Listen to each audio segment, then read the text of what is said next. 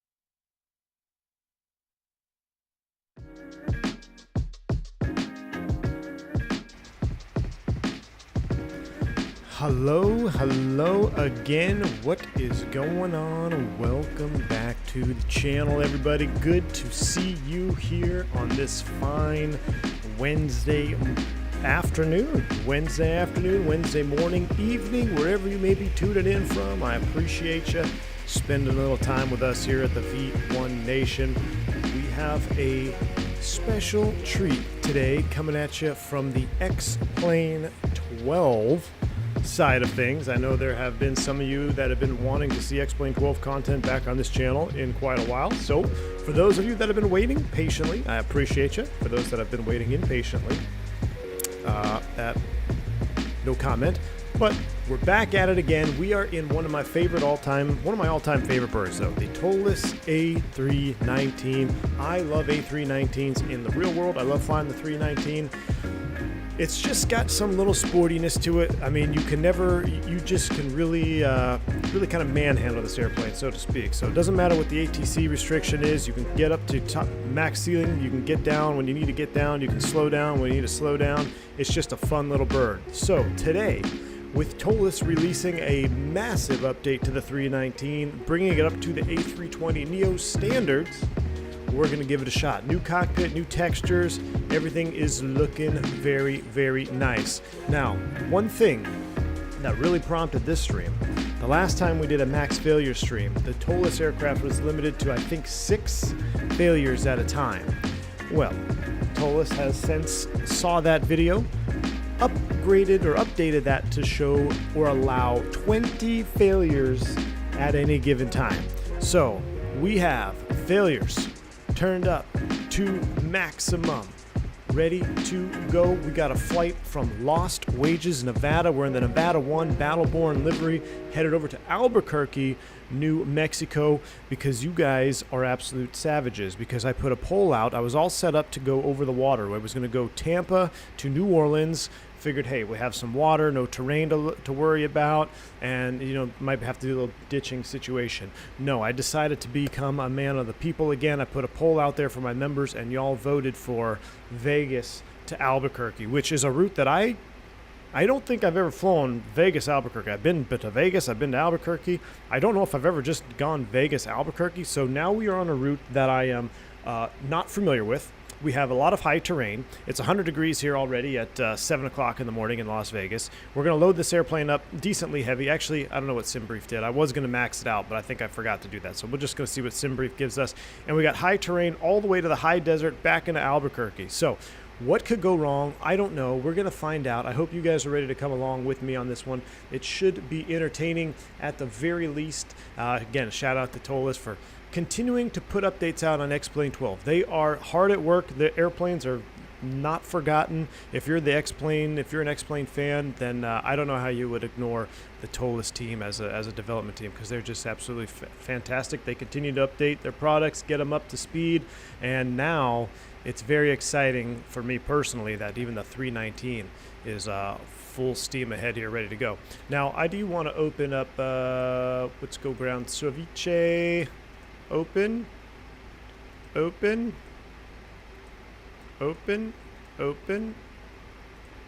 it's good to do this manually, that way on replay though we'll have it ready to go. So there we go, we are opened up and ready to go. Oh no, I'm going to need an exit row seat, extra bath bag, and a large coffee please. Lol. Callie Simmer, welcome, good morning to the stream, glad to have you on board here. Yes, you're gonna need an emergency exit row, that's for sure. You're gonna need a extra barf bag, I think everybody will, and a large coffee. I can accommodate the large coffee for sure. I've got mine sitting here right next to me. I'm on number 3 this morning. Life with kids was a long night, so we're up and early this morning. Coffee number 3 is right next to me. I think it's gonna be fun. So I hope you guys are ready to settle in for this one. Again, we're going Las Vegas, Albuquerque. Failures turned all the way up to 11. We're going to see if we can complete this flight or if we have to divert. I'm going to do my best to tell you guys what I would do in real life as opposed to maybe sim for the stream purposes. You know, maybe I would divert. We're just going to continue on to see what happens. But we have never crashed on this channel. I don't think, have we? I don't, like, by pilot, you know, by something that the pilot did. I think we crashed on the 146 stream on X-Plane 11. We flew into an invisible mountain, which that's, you know, what are you going to do?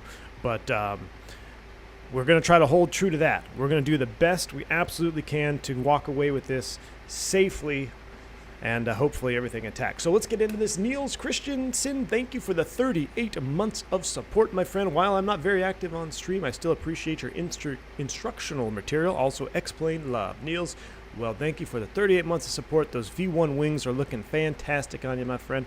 I hope you enjoyed this one here for you. All right. Yeah, Team Vodka says, yeah, Tahoe icing conditions. Yes. X-Plane has certainly crashed on this channel. Oh, boy. Now, we're going to see what happens here. I did crash in the 346 in the first look stream. Oh, yeah, but that was just, we were just messing around. We took off and we're just messing around. We weren't, like, actually flying. We were just testing stuff. All right, so let's go into a couple of things here. Let me just make sure that's all good. I was going to look for something, and I forget what I was going to do now. Okay, I think we're fine. We're cold and dark. We're ready to go. Let's hop into this airplane, and let's get it fired up. So up to the overhead. We're going to get battery 1, battery 2. I did wind the sim time back to early morning here just because X-Plane at midday is X-Plane at midday.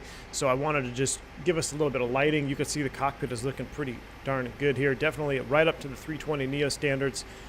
So it's good. Has Toliss removed the failure limit? Yes, they've upped it to 20 now. So it used to be 6. It is now up to 20 failures at a given time. So we've got it all the way up, ready to go. Chaos. There are no new sounds. I have the new sounds from Toliss, but the HKK pack was for the 321. It's not for the 320. And I'm not rocking the BSS sound pack because I'm tired of paying for them, and I think it's just reused sounds. And I mean, if I was stuck on X-Plane, I would think you'd have no other option for the 19.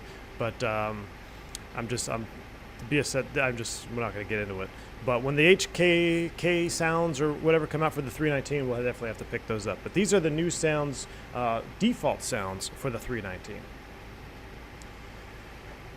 All right, looks like we got our overhead powered up. Let's go cruise supply, ground control. There's our CVR test. That's pretty good. 1, 2, and 3 on the ADIRS alignment. We're going to get everything going just the way we would on a normal flight. We'll put strobe in auto, nav position 1. I'm flying it. Seatbelts can stay off. No smoking. Arm the emergency exit lights. Make sure pressurization's in auto. That looks good. Everything looks good on the overhead. Let's do a quick fire test 1. Number 2. And number 3, APU.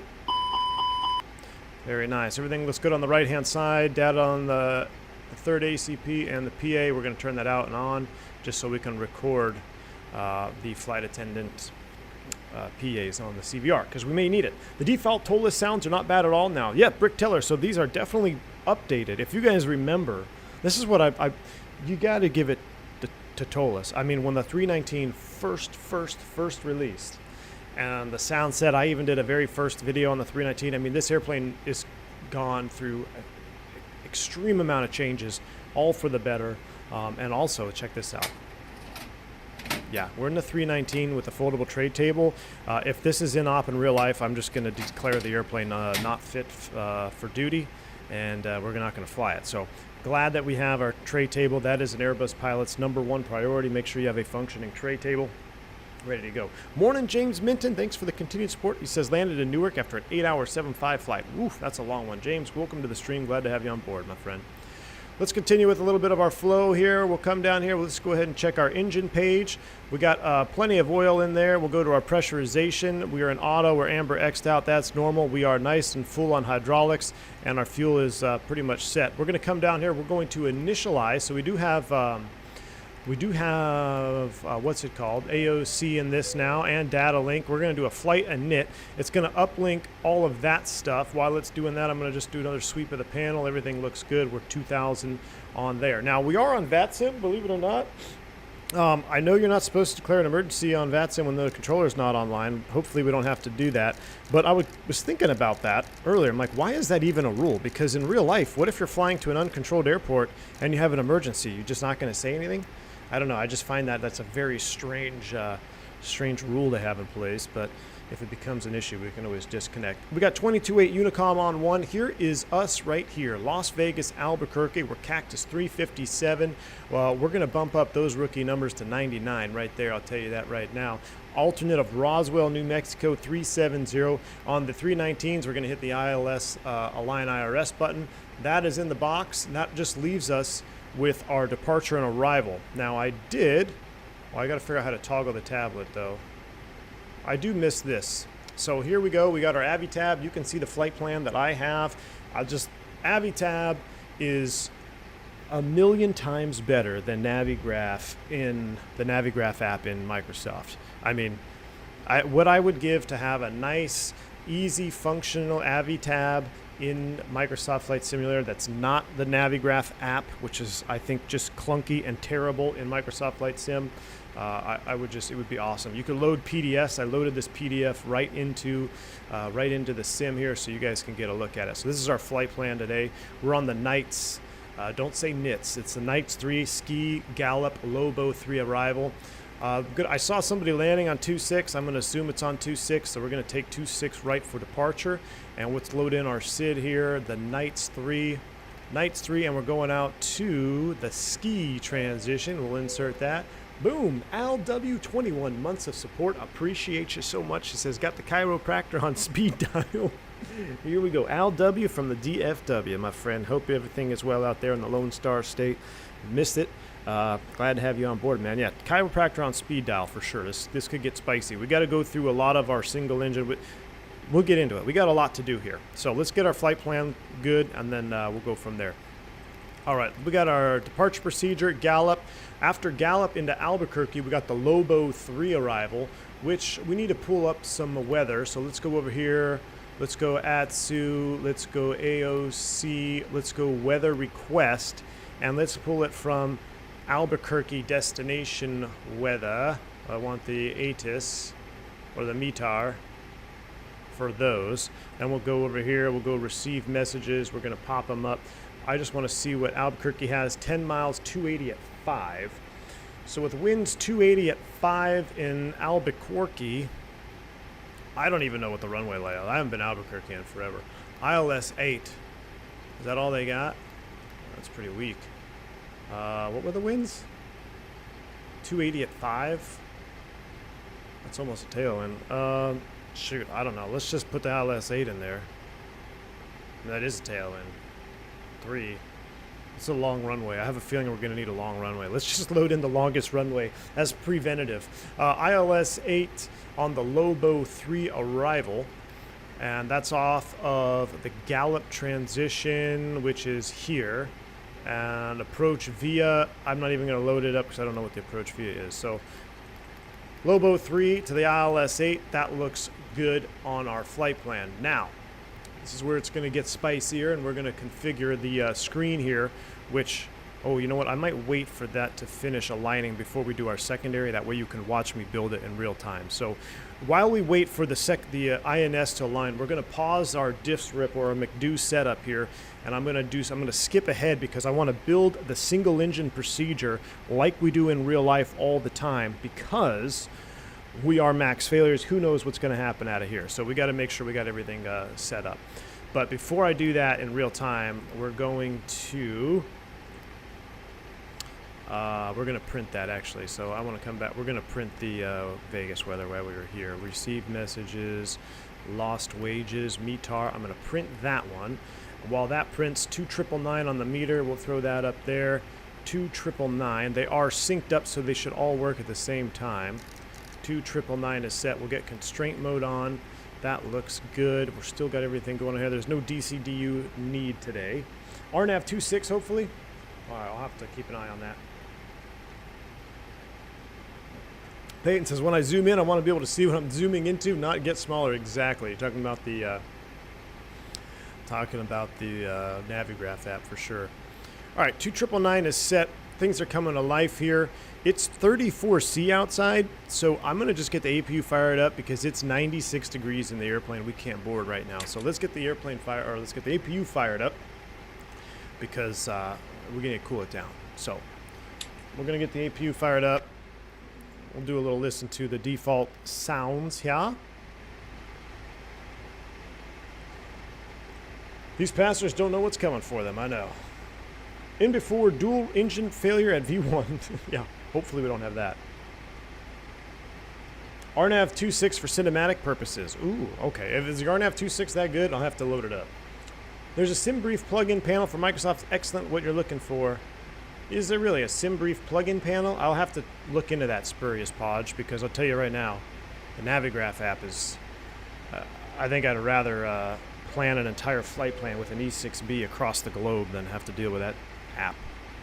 Alpha Mike, thanks for the 14 months of support. Glad to see Albuquerque. I second some RNAV RNP 26 action. It would be cool. A view of the mountains with an engine on fire. Jeez.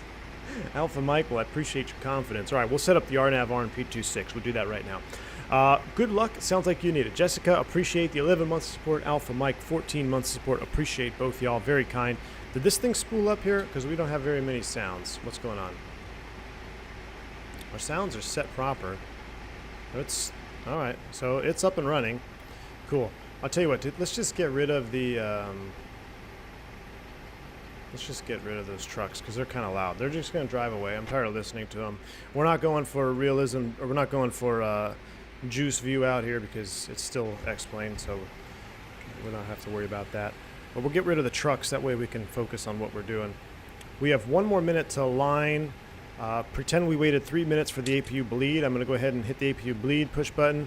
I will leave the external power on, so we split the load, kind of like we were doing in the Fokker. We're basically splitting the load on the APU right now. So I'm using ground power for electrics. I'm only using the APU for bleed pressure to help cool the cabin down. And we'll go ahead and do this number right here, as everybody does in Vegas in the summertime. So max cold, APU bleed is on. We're almost ready to go. I'm going to build the secondary live when we're lined up. So I'm going to leave all that. But what I can do to get ahead of things, I'm going to go KLAS here. Perf data, we're going to come back to that. The init B page, we're 126.5 and 28.5. So if I come back over here to weight and balance, I'm going to reset to current. This is what we got. So we have 145 peeps. Wow, we actually are pretty. Takeoff weight 140,000 pounds. Wow, this is actually a pretty decently loaded airplane here. Yeah, we're takeoff 140. We're only 15,000 under max. Well, I say only, but that's pretty good. All right, so we're verify our weights here. 126.5, 28.5. That looks good. Alternate gas and all that gives us 20 minutes of extra fuel. All right, now everything's aligned. We're going to do secondary programming. So I'm going to do this. I'm going to bump this screen up here so you can see. And we're going to go secondary. And here we go. We got to program a single engine procedure here. So let's initialize the secondary. The way we do this, we do Las Vegas to Las Vegas. Now, if you're lucky, you get an airplane that has this in the database. We're gonna do the departure off of 26 right. We're gonna get the runway reference point in there. We're gonna insert that. So now we have a runway reference point of 3680. And is my volume or my volume? That's all the way down. All right, cool. Now we're gonna set up Las Vegas arrival. We're gonna set up the 26 left. Now let's just do 26 right. Let's make it proper. 26 right, no star. We're going to insert that. All right, so now we can do Las Vegas. Now I'm going to pull out my chart here. So I'm going to be looking at a real world chart. We're going to take the Las Vegas runway heading is 259. So I don't remember. Hold on. KLAS 26 right. I don't remember if I can build it off of this. I don't think I can. Let me just see. 259 at, let's just say, what was it? It was,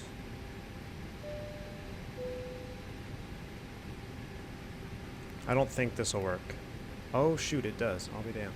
All right, good. Okay, so now I've got PBD01. We're going to clear that out. I'm going to clear out Bjorg. Why do we have this? Oh, it's the missed approach in there? Okay, that's fine. Straight out Las Vegas. I'm going to try this again. Las Vegas, 259. Going out 3 miles. Las Vegas VOR. There we go. There's PBD02. I'm going to delete PBD01. We're not going to use that one. That's just going to make it confusing. So PBD02, and then it's the PBD02 waypoint, PBD02. Off of that reference point, I want to be on the 035 for... Now, to calculate this, I'll tell you why in a minute. I think we did 9 miles is what we put in the box. There we go, PBD03. And then we're taking a reference point off of PBD03, which PBD just stands for point bearing distance. So PBD03 bearing off of that is going to be 100. And this one is kind of an indefinite. We're just going to set this one for an additional 10 miles. That's going to go right there. And then after that, we go back direct to the Las Vegas VOR. All right. Now, this is going to look kind of weird here, but we're going to step through this. Maybe I can, maybe I can't. Secondary, all right. Maybe I'll zoom it out a little bit. Let me zoom out one click. There we go. That's better. There's kind of a triangle. All right, so let me explain what I just did here. So, I know I was head down there for a minute. Let me explain what I did. So in Las Vegas and certain airports across the world, airlines will have a contingency departure for an abnormal, such as an engine failure, especially an engine failure. Matter of fact, this is called a one engine out complex special. So you take off runway 26 right. If all is well, you're fine. But if you lose an engine, between the temperature that it can be outside and the terrain that you have, so you have high density altitude, you have high terrain, the airplane may not have enough performance to just continue to straight out and clear any obstacles. So when that happens, you have to come up with a engine out procedure. Some are more complex than others. This is one of the more complex ones. This is what they're called the complex special engine out procedures. If we are to have an engine failure on 26 right at V1, we need to fly off the Las Vegas VOR 2.9 miles, and then we have to turn right on a heading of 035. Now, I guess I should zoom the range back down a little bit, makes it a little bit easier. I'll go all the way to 10. So we're going to go straight out to PBD02, essentially is what that's saying. Once we hit PBD02, we then have to make a right turn out to the Las Vegas 13 DME. Now, I don't have 13 DME. I put 9 in there because the way this is angled, we calculated it in the airplane. I think about 9 miles from PBD02 is about 13 miles from the Vegas VOR, and I'll show you. We'll fix info it too, just to make sure. But we're going to continue to turn right all the way out to PBD03, and then from here we turn right on a heading of 100. Now, that may seem semi-straightforward, but there's actually 3 different contingencies for this. So let me give you the full engine out briefing. Engine failure during takeoff below 4,000 feet, we're going to climb at V2 via runway heading. At 2.9 from Las Vegas VOR or 2.3 west of the ILAS localizer, we're going to use the VOR. We're going to make a right turn of heading 035. That's right there, PBD02. Reaching 3,200 feet, we're going to level off and accelerate to green dot, then continue the climb. At 13 miles from the Las Vegas VOR or 13.5 from the ILAS localizer DME, if the Las Vegas VOR is out of service, we're going to turn right heading 100. That's PBD03. Reaching 5,900 feet, we're going to continue climb, request radar vectors, or resume own navigation as deemed appropriate. What this engine out is doing in the worst case scenario below 4,000 feet is it is going to keep you clear of terrain, and it's going to keep you out of traffic and get you away from the strip as well. So it's doing a lot of different things here. Number one priority is keep you clear of terrain and allows you to speed up and clean up and get the airplane configured. If you have an engine failure above 4,000 feet but before cells, which is on the departure procedure, we're just going to continue on the SID until reaching the cells intersection, where then we will climb and hold on the inbound track left turns, then request radar vectors or resume own nav as deemed appropriate. The third is if we have an engine failure at or after cells on the departure procedure, we are just going to continue the SID. Now, the reason you would continue the SID after cells is because it's already assumed that you've climbed up enough, you meet that first restriction, you're above 4,000 feet, you're going to be safe to just continue on that way. You can stay in nav mode. Now, the reason we build this in the secondary, and this is kind of an old school way, a lot of our airplanes now have these single engine procedures in the box already in the database. Said that weird. But if they don't, you don't have to, but you should build them. The reason we build them is because if you have an engine failure off 26 right and you don't have it built, now you have to look at your chart and you have to fly heading, selected. This makes it very easy. You just pull heading, go to secondary, activate secondary, and remanage the navigation mode on the autopilot. Now the autopilot's going to fly the SID, the EO SID for you. So that's why we program them. I'd say most of our boxes now have them in the database. It just depends which airplane you're in for the most part. But that's why we go through this procedure on the ground, because if you have an engine failure below 4,000 feet here in Vegas and you're not ready for it, you're flying straight into mountains. And matter of fact, if I throw terrain mode on, you can kind of see. If I zoom out, you can kind of see, look at that, it turned green there. So you can see why this engine out track is the way it is. It's keeping you away from terrain. Now, what I can also do here is we're going to go to our RadNav page. You heard me say that there's multiple reasons, there's multiple ways we can identify our distance from Vegas on the EO SID. I used LAS VOR on my PBD, so I'm going to hard tune LAS on both mine and the first officer's RadNav page. I'm also going to hard tune the ILAS localizer, okay, in case we lose DME off the VOR for some reason. Now, this is just going to give me a backup DME right here. So let's say the secondary dropped out or you didn't program the secondary. Well, when do I turn right? 2.9 from Las Vegas. Boom. It's right there on my ND. I've got the mileage ready to go. If I didn't have this, I'd actually take off with this on. We're going to keep it on now. If Las Vegas didn't have DME, look, I got the ILAS localizer DME, which I can use too, which is just a slight difference, 2.9 versus 2.3.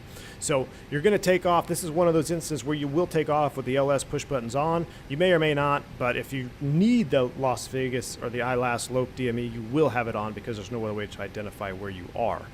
So right now we are triple set up. We've got VOR, we've got loc DME, and what we have it in the secondary, and what we can also do is fix info rings. So I'm going to make a fix info ring here, Las Vegas reference fix. I'm going to select Las Vegas. Our first distance on our chart, it says 2.9. Well, what's close enough to that? We'll make a radius of 3 miles, and then we're going to do it again. We'll do Las Vegas again. The second distance measurement was 13, so I'm going to make 2 fix info rings here, 13 miles. And if I go to secondary, all right, so now I think I made a, you could see, all right, so PBD03 is a little bit tight. I don't want to go through the whole process of rebuilding it, but I'd probably bump that out maybe 12 miles or so. I thought we had a mileage in the, the FO and I were messing around with this one time because you're getting mileage from PBD02, trying to figure out where that 13 mile is from PBD03.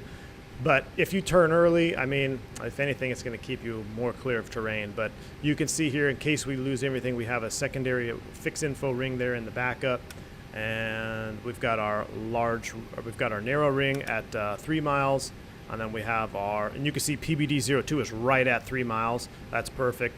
And then 13 miles from Las Vegas VOR is right out there just past PBD03. So we are fully set up for an engine out procedure should we get one. Hopefully this is all just a moot point and we're doing it for fun.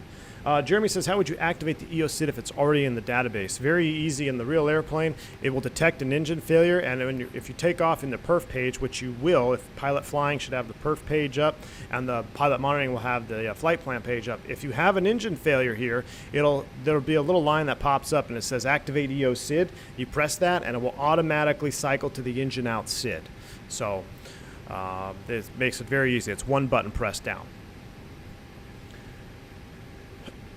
Let's see, if the VOR breaks down, will the PBD point remain? Yes, it is stored by GPS, Ronald M. So it is stored in the database of the aircraft. So even if there was no DME in real life, say the VOR was out of service for the time that you're flying there, you could still build a position from the McDo because it's using its internal navigation, its GPS, to know where the position of Las Vegas was in the current database. So that would be a great way to do it because it kind of gives you a backup. All right, well, technically I don't have DME off the VOR, but I know where it is in my database, and I can make a distance from it in my database. But then to be 100% legal, you would still have to have that LOC DME up there because you still need to have something. That's why there's redundancy on this one, on this particular departure. All right. That was a pretty hardcore engine out brief, and we haven't even got started. This stream might take a long time. But on the perf page, do you change thrust for engine out numbers? Yes, we'll do this after we get our takeoff data, which we can do now. So let's go here. Let's do a takeoff data request for 26 right. Let's see what it comes back with. And then the reason we do this after we get our takeoff data is because sometimes it can change your engine out or acceleration altitude. So you always want to make sure it's done after you received it. So we go to receive takeoff data. We're not going to do a Toga. We're not going to do a flex takeoff. If you were doing flex, you'd click here. I'm going to go ahead and insert the uplink.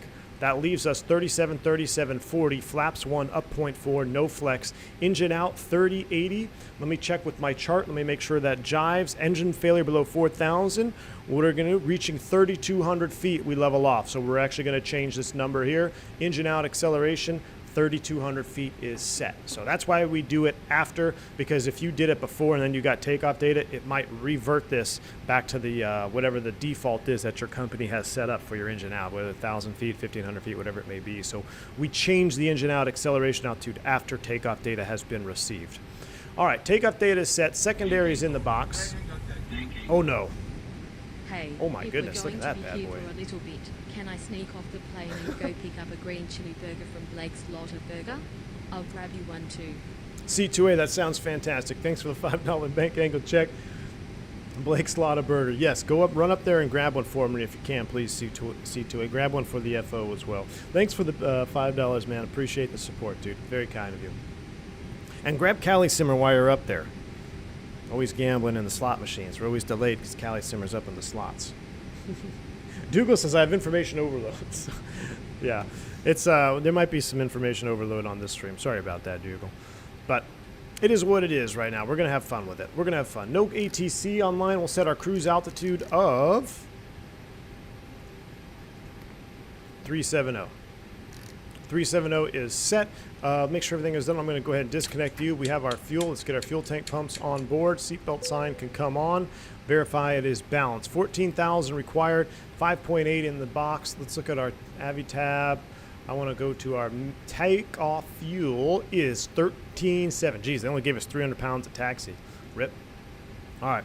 Anyway, that is set up. That's ready to go. C2A, hurry up on that Lotta burger. We're just about ready to push back and get out of here. What we can do as well is come over here, go to the ground mechanic call. We can go ahead and disconnect the external power. We can pull the chocks. We're going to push back out of Vegas. We're just going to go straight back 50 meters. So I'm going to come back down here. Let's go a little bit deeper. We'll go 60 meters. Straight back. Fuel is on board. Cargo is on board. We don't need de-icing. So that's all good. How are doors and windows? They are all closed and armed. I think we're ready to go. C2A, better hustle up. We're getting ready to request pushback.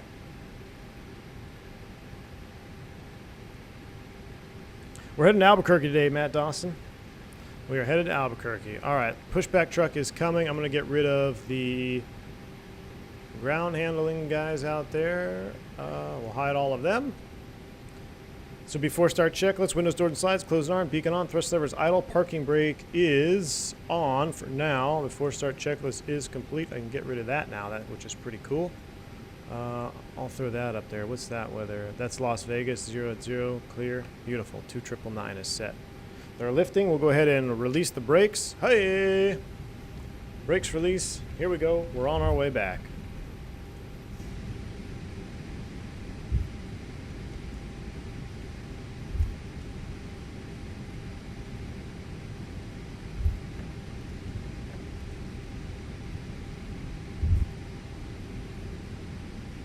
I do miss better pushback since switching to Microsoft. I don't even think I have it installed anymore.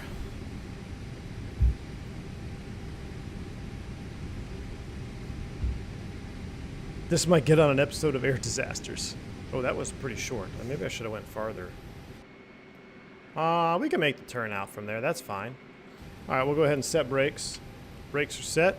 We're going to start them up. Dimitri push. That was. Why not better pushback? Because I don't want to take time to install it for X-Plane 12. All right. APU bleed is on. Ready to beacon is on. Oops, missed that. And let's do an engine start. Oh, you know what's cool is I like this part here. So we can watch it and watch the IAE startup sequence. Here we go, engine mode to ignition start. You can see all the nice new textures on the engine. These are default engines, by the way. Go ahead and turn engine 1. You hear the bleed valve open. Make sure my sim sounds are up.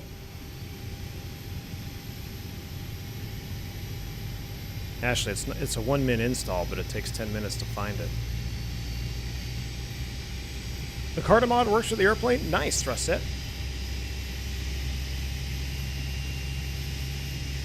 The thing is, I'm not using X-Plane 12 for visuals as much, or like hardly at all anymore. I'm using X-Plane 12 as the training and teaching tool. That's what we're doing today. We're training and teaching and trying to survive. Beautiful start sequence if you watch that on the eCam that just got blocked from Ryan R's 1 month milestone chat. Cold Brew Club Unite, Ryan R. Appreciate you. Thanks for that.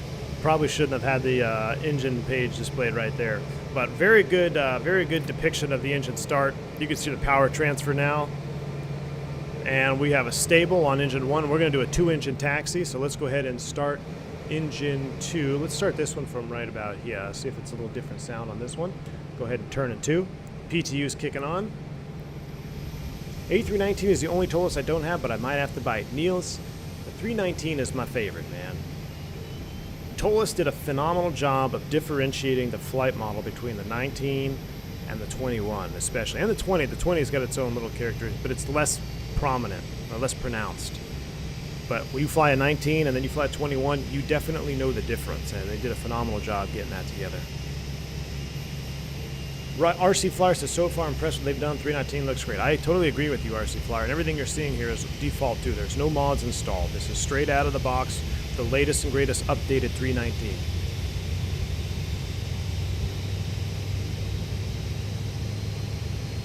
I love that start. I love this. Is really nice though.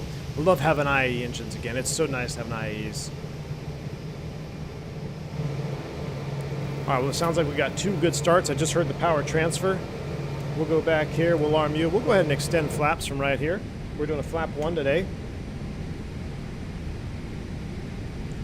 Robert S., thank you for the €3 donation, man. Always impressed how pumped you are for all the streams. Robert S., I appreciate you, man. You guys get me pumped up. When I see you guys come in here and get excited to fly Airbus, excited to learn, pick up things that I may otherwise see are kind of mundane, just real-world line flying. But when you guys are fascinated by that stuff, it just gets me even more excited. So thank you, Robert, for your support and being here with us today. Matthew Walster with a $10 donation as well. Appreciate you, sir. IA goes home. Unmistakable from the cabin. Matthew Walster, it is indeed. Thank you so much for that $10 super chat. Really appreciate you. And Dennis, the Airbus Sib, thank you for the €3 donation. A greeting from Germany. Love to learn from you. Rock on. Rock on, Dennis. Appreciate you, man. Thanks for the support. Hope you pick up some tidbits of information tonight, or today. I guess it'd be tonight for you. So appreciate you. Thanks for hanging out with us today. Did you say recently there was a visual indicator on the flap like the Fokker? There is, and I don't remember where it is. Yeah, there is, and I don't remember where it is. I know where it is in the cabin. You have to, oh, it's on the pylon, I think. It's on the pylon? I can't remember. I have to go look at a real wing. I don't think I see it here, but you'll know where it is in the cabin, because if you're ever in the cabin of an Airbus and you're walking down and then you see a little triangle like right up here, that is the indicator for the crew to come by and do a visual check of the wing position. Or I'm sorry, the wing position, the flap position. So you'll see a little triangle up on the side panel, and that's where you go look to verify that what position the flaps are in. And you would only do that in case of some abnormal. Oh my gosh, what is that? Did I just get a? I just got a. Affirm. Wilco. We'll close it. Send failed. All right, cool. We just got a. I don't know what we got there. It's in the foreign language, but it is what it is. It scared me, though, that ATC chat. But yeah, you would only go back and check that for an abnormal. Grump166, thanks for the $10 super sticker, man. A yippee, you're excited to get going. I'm excited to get going as well. Thank you, Grump. Appreciate you. Very kind of your support. All right, let's make sure our radios are set up here. Nav1, VHF1, 22.8. Make sure my button works. It doesn't work. I'm not... There, now it goes. Hey, radio check works. All right. All right, 22.8, we're set up. We got a good engine. Okay.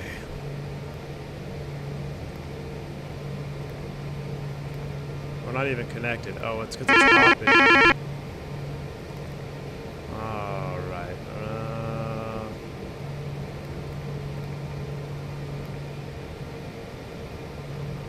If it happens again, we'll just have to cancel our DCDUs. Matter of fact, I think we can do that right here. Yes, I know the DCDUs work, but we don't need them today. All right. Looks more like a 319 that way anyway. That message, that was the ATC message. That's a DCDU. That's actually how it sounds in real life too. CPDLC, Jehovah's Witness. Yeah. It was some religious Jehovah Witness text for sure. Jehovah Witness are getting creative. Hey man, it is what it is, right? I feel like I've said that a lot. Let's get back to where we were here. Flaps 1. What was our trim? I think it was up 0.3, so we'll come over here. We'll do a little trimmerooski here. Up 0.3 is set. Auto brakes max, takeoff config checked. We're going to go over here to position 1 off, auto. I'll put these in the auto as well. And transponder TARA, we're on position 1. We're ready to go. Brakes are released. Taxi light on. APU is coming off. That's coming off.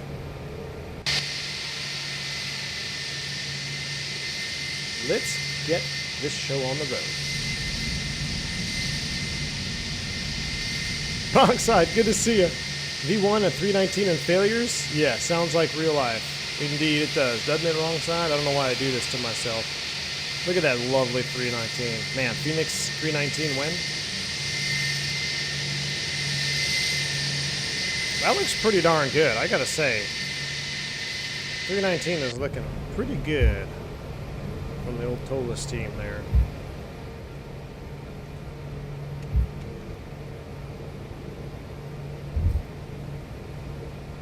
We're contacting you on CP DLC for your car's extended warranty. All right, we'll do our flight control check when we get out here to the taxiway. 370 is set. Everything is good. I cannot arm the speed brakes for some reason with this. I have to manually do it. I guess there's no binding. You can hold them in position, but if you have a toggle, it won't work.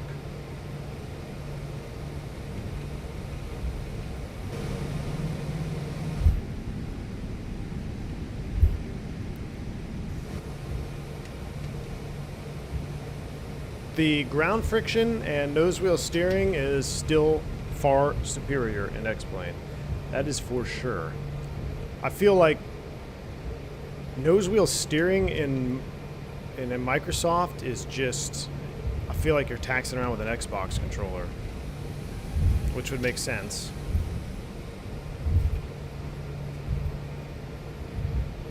But this is much more proper, smooth feeling. You don't have it defaulting, like zipping right back to center all the time. A little bit of a correction. Let's go ahead and do a flight control check, and we can also do this properly as well. So full up, full down, neutral, full left, full right, neutral, rudder. Now watch, I'm going to press this down.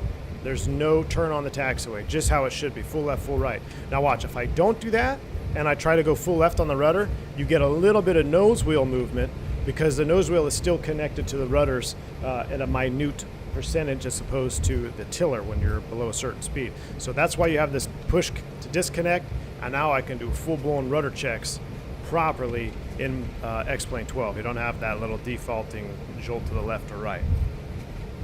All right. Everything looks good. We'll go ahead and ding the forward cabin. We'll let them know we're ready to rock and roll. Vegas traffic, Cactus 357, taxi runway 26 right for the departure out to the east, Vegas. 350 watching. Let's get 319 likes. Ooh, 319 likes is the goal. We need 319 likes for this takeoff. No, not for this takeoff, for this stream. So if we can hit 250 likes before takeoff, I will do Toga thrust from the external view. 250 likes before we're up on the runway, and we will do external view Toga takeoff. If not, we'll do it from the internal view. So the fate of the stream is in y'all's hands. In Microsoft, it's like you're dragging the plane around on the ground instead of steering. Yeah, that's a good way of describing it.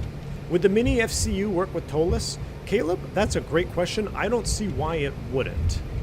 I don't see why it wouldn't. How do you bind the rudder disconnect button? You bind it to rudder disconnect push button in the toliss. There's an actual option for it. Binding controls in X-Plane 12 is proper. It's really well done. It's very easy to bind controls in X-Plane 12. Even in just X-Plane in general. X-Plane always had a much better interface for control bindings. All right, terrain is on. You've been briefed. I've been briefed. Our taxi checks are done. No one's on final. Let's line up and wait. And Vegas traffic, X357. We're going to be departing runway 26 right, Vegas. Normal taxi speed, straight line. You don't want to go above 30 knots.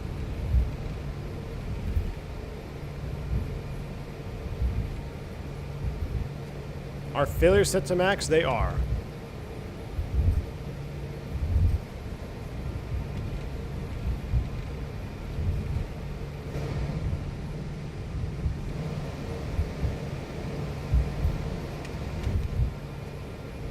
Anybody out there, so let's go ahead and light it all on.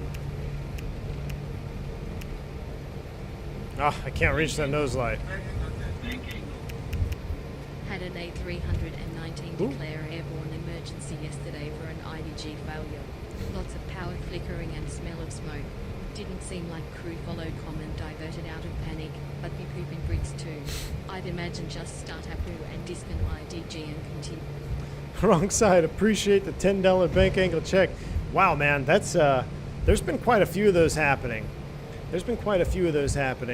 Yeah, I could see where a panic would set in, but hey, as long as everybody's safe at the end of the day, you know, got to read the full story from the crew, I guess. But thank you so much, Wrong Side, for the $10 bank angle check. I wonder if you're hard at work today. I got about a week off, man, so now you can be jealous of me. Just kidding. Thanks, Wrong Side, for the $10 bank angle check. Appreciate you. Very, very kind, sir. All right. 268 likes. You guys are phenomenal. Well, it's time to do it from the external view. Toga thrust. Let's make sure everything is set here. I'm going to go ahead and do this. That's a little bit better. All right. RNAV, Rudy, runway 26 right, cleared for takeoff. Perf page is up on my side. Flight plan page is up on that side. Spool them up 50. Yoga's in chat. It's been a while since we had proper yogas, so spool them up 50. Get all those yogas in there. Turn the chat blue. And what is that from, what's that saying from Hunger Games? Like, may something bravery in your favor, may luck? I don't know. We're going to need some luck on this one. Here we go.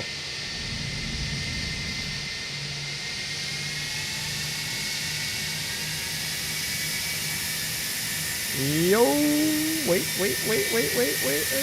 Yeah, oh, I gotta do it from this side. Yoga.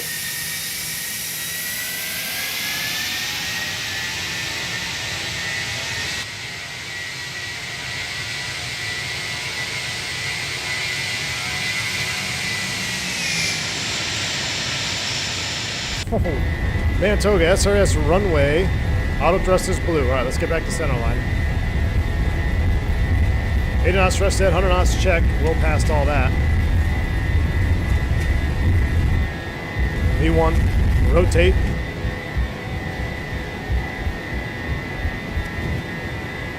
Positive rate, gear up. Navin. Flyby.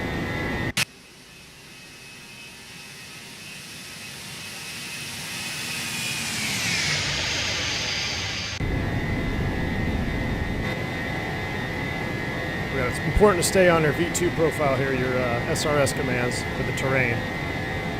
Everything's looking good. Man, look at those EGTs are right up there. 801 or 601. All right, there's lever climb. Let's go ahead and lower the nose. I'm going to come back to MCT. We're not in climb thrust just yet. I'm going to hold MCT just a little bit longer.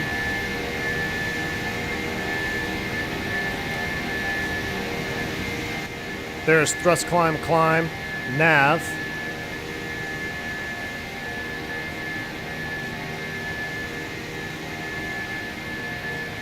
There you go, now you can see what we're doing a little bit better.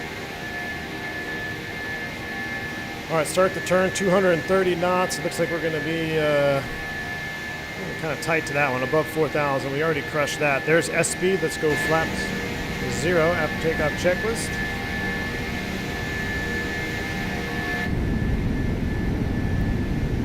Flaps are coming up. Yeah, that flyby Charlie Romeo is on point, isn't it? All right, so we're going to be a little slow at Rudy here. Don't tell anybody. I won't tell if you won't. That's just Vegas. Oh, yeah. And we held MCT, too, for a little bit. We're pretty darn close, but within 10 knots or so.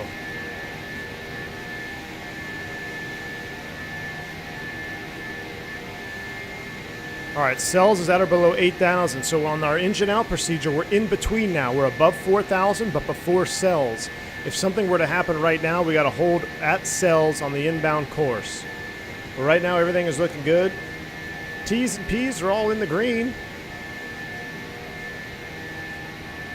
Everything is looking mighty fine. Let's do another flyby.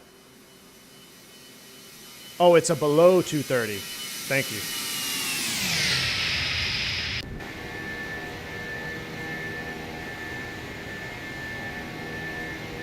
You know what's interesting is I don't even have that restriction on my real world chart. Oh, it just says max. Yeah, it does say max at 230. Never mind. Yeah, it says max at 230. I was looking at the wrong one. We're below 8. We're out of here. Now, if you were going on the other departure, much tighter on the restrictions. At or above 8 for tone. We're looking good. Let's do another flyby. Never tired of these flybys. I'll get the rescue hero fired up for Boulder City. I gotta say, though, it does fly nice. I mean, it does fly real nice.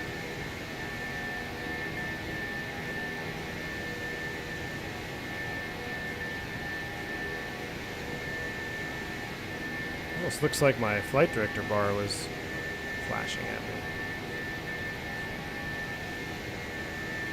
Yeah, it does hand fly real nice, though. No doubt about it. I like the shift 1 flyby. True. What's the shift 1? I'm gonna try it. What do you do after shift 1? Oh, it's like a slow-mo flyby?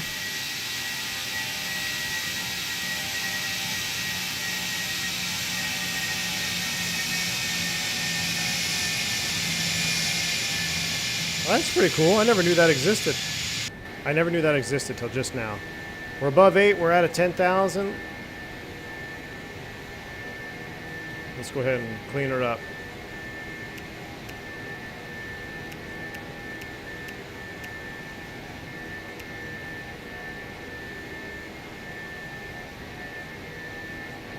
All right, out of 10,000 here, I'm going to go ahead and turn the autopilot on. We're going to do our 10,000 foot flow. Runway LS mismatch. That's because we had a hard tune. So clear and copy. We're going to go ahead and clear out everything that we hard tuned. All right, and now we're going to go ahead and copy our active flight plan. So we're cleared and copied. We're going to put Delta operations on 2, which it is. We'll monitor them. Climb checklist is complete. Lights are off. And we are cruising. I got to turn down the sounds. Yeah.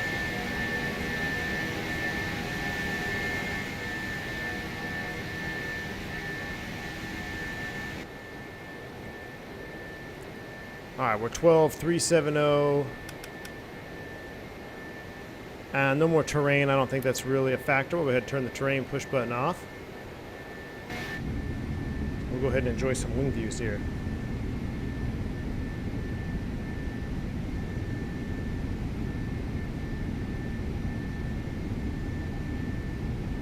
Shift 1 is a fixed distance at the time you hit the key. Oh. Looks like it'll be a quiet flight. So far, so good. We actually have... Oh, so you can see what's active. We don't have a procedure for this. This is not an ECAM. Looks like we already have one fault is already active. A cabin fan fault. I wonder if flight attendants will probably be saying something. Hey, why is it so hot back here? Faults are definitely active. All right, Siegfried is at or above 17. I think we're going to make that. The box is saying we're going to pass that at 19,000 feet, so everything looks good there. I missed a massive dono of memberships. Matt has gifted 10 memberships to the channel. Matt, that is very kind of you, sir. Thank you for that. Massive 10 gifted membership. If y'all pick one up from Matt, make sure you shout him out. Let him know you're appreciative of that. Thank you. That is very, very kind. Very kind of you, Matt. Appreciate you. Just passed my PPL check ride starting tomorrow, he says. Matt, well, congratulations to you. Thanks for the month of support and for the membership donos. Let me pause the alert box here for a minute. But Matt, that's awesome news. Good luck on the IFR flight training, your instrument rating. It should be a fun one. I always enjoyed instrument, you know, because you kind of got a handle on the airplane, how to fly now. So now you focus on some of the more fun stuff, which I think it's the fun stuff. I always thought instrument was kind of fun. So congratulations on getting your ratings, and thanks for hanging out and supporting the channel. The calm before the storm. Yeah, I'm a little suspect. Speaking of, we should probably just stay in the cockpit view as long as possible. It looks like they kind of fixed that sun. The sun looks much more believable now. I was going to say, do we have the sunshade? Oh my gosh, we do. Hey. That's when you got to lift your seat up. And it actually works.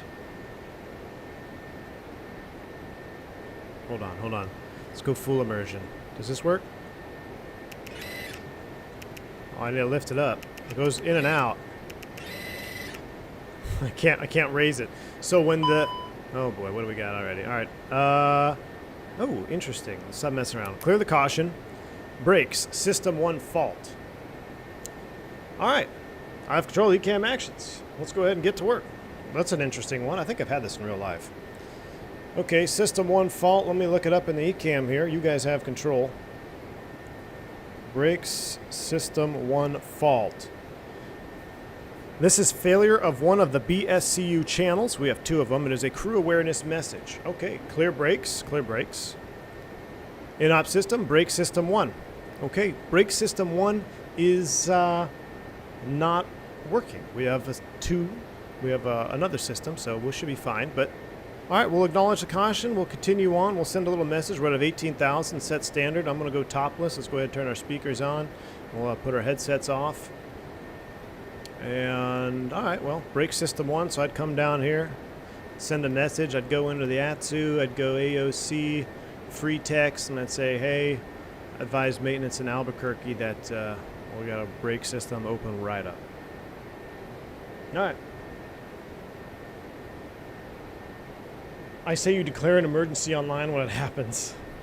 We're going to continue this flight as realistic as possible. I'm going to do my best to just do what I would do in real life.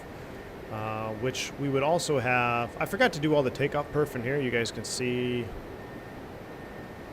I guess I should have computed it. There you go. There's our stop margin. This is pretty cool stuff. I guess why we're sitting here. I should have done this, get our full takeoff perf. These were our speeds. But this was the Flexa 68. You can see balance field length and all that. V1 max, stop margin, all that. Landing performance would be a little bit more interesting. But let's go, since that's done, let's go back to Avitab. I'm going to go, is there an en route?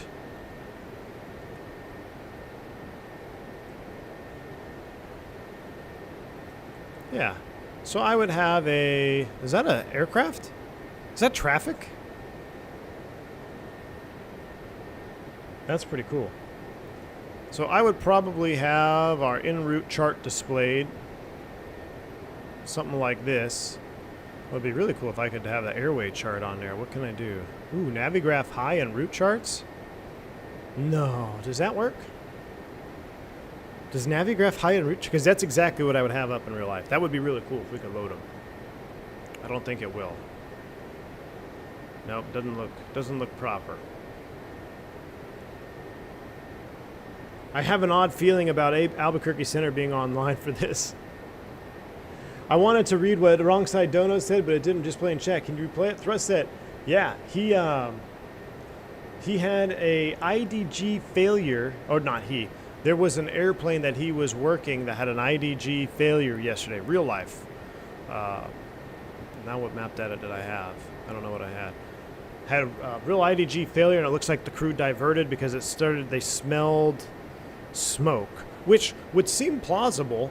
And what's kind of, I don't know, kind of unsettling is we've had, where I work, we've had a slew of IDG issues, and a lot of it has to do with switching oils. And I'm going to read you the IDG failure procedure right now, because here we go. IDG disconnected, if available APU, maybe started, APU gen may be used, IDG disconnected. Where is the IDG, like high, oil temperature, filter clog?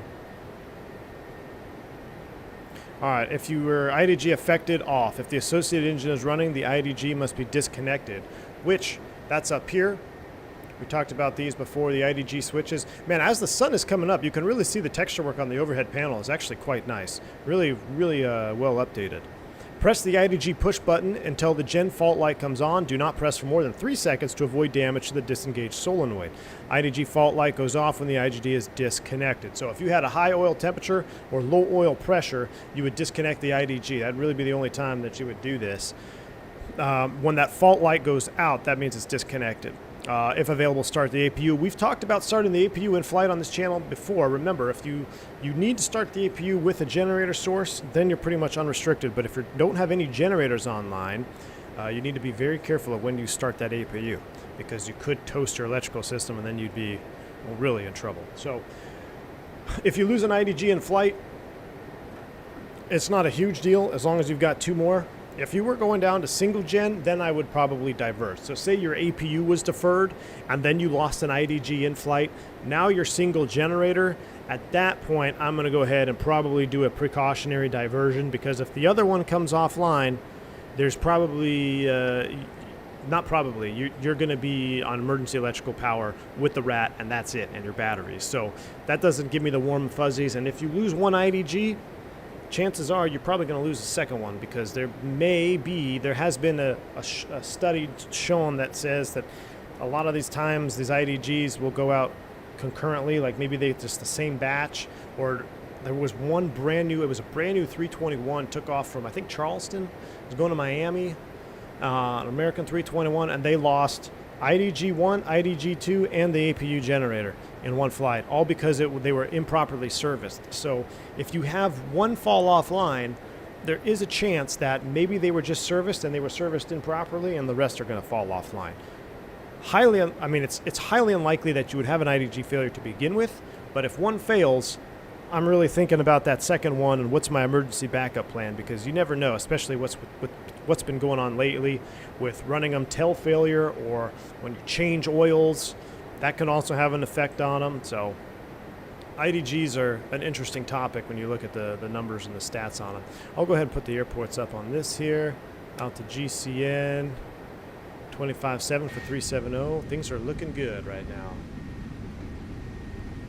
Can you talk about what to do for a radio altimeter failure? Jeremy, when you just have one rad out failure, it's not a big deal. Depending on which one you lose, you might lose the subsys JIPWiz. I think it's rad 1. If you lose the first one, you're going to lose your JIPWiz, but you're down to cat 2. If you lose both of them, now you're pretty restricted on what you can do. And there's a whole procedure in the book for that. I actually had it up the other day. But losing one is not a big deal. If you lose rad out 1, you're now cat 2 with no JIPWiz, if I'm not mistaken. If you lose both, now you got some other stuff to go into account. You got some dispatching limitations as well. What's an IDG? An IDG, that's a good question. An IDG is an integrated drive generator. Basically, in layman's terms, what the IDG does for the aircraft is it takes variable engine speeds and makes a constant electrical output. So because our engines are continuously changing in their speed, right? Climb thrust, cruise thrust, when you're hand flying, you're going the cruise, the N1s are going up and down. So you're having a varying output in the engine. Our generator is connected to the engine. If you were to just take electrical power straight out of the engine, your electrical current would fluctuate with the engine speed. What the IDG does is eliminate that and gives you a constant output regardless of engine speed. So that's in a nutshell, that is what an IDG does. It stands for Integrated Drive Generator. Some other aircraft may be referred, they have CSDs, or constant speed drives. I think that was an Embraer thing, if I remember. CSDs are another common thing to look at. It would be scary to have no JIPWiz at night? Yes, it would. As a matter of fact, I don't think you'd be able to be dispatched on that. That'd be a good question for wrong side. If you were complete no JIPWiz, can you still fly at night in current 121 ops? Radar altimeter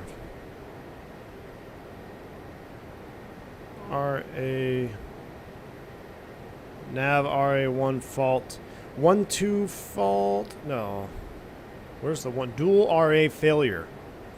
Dual RA failure.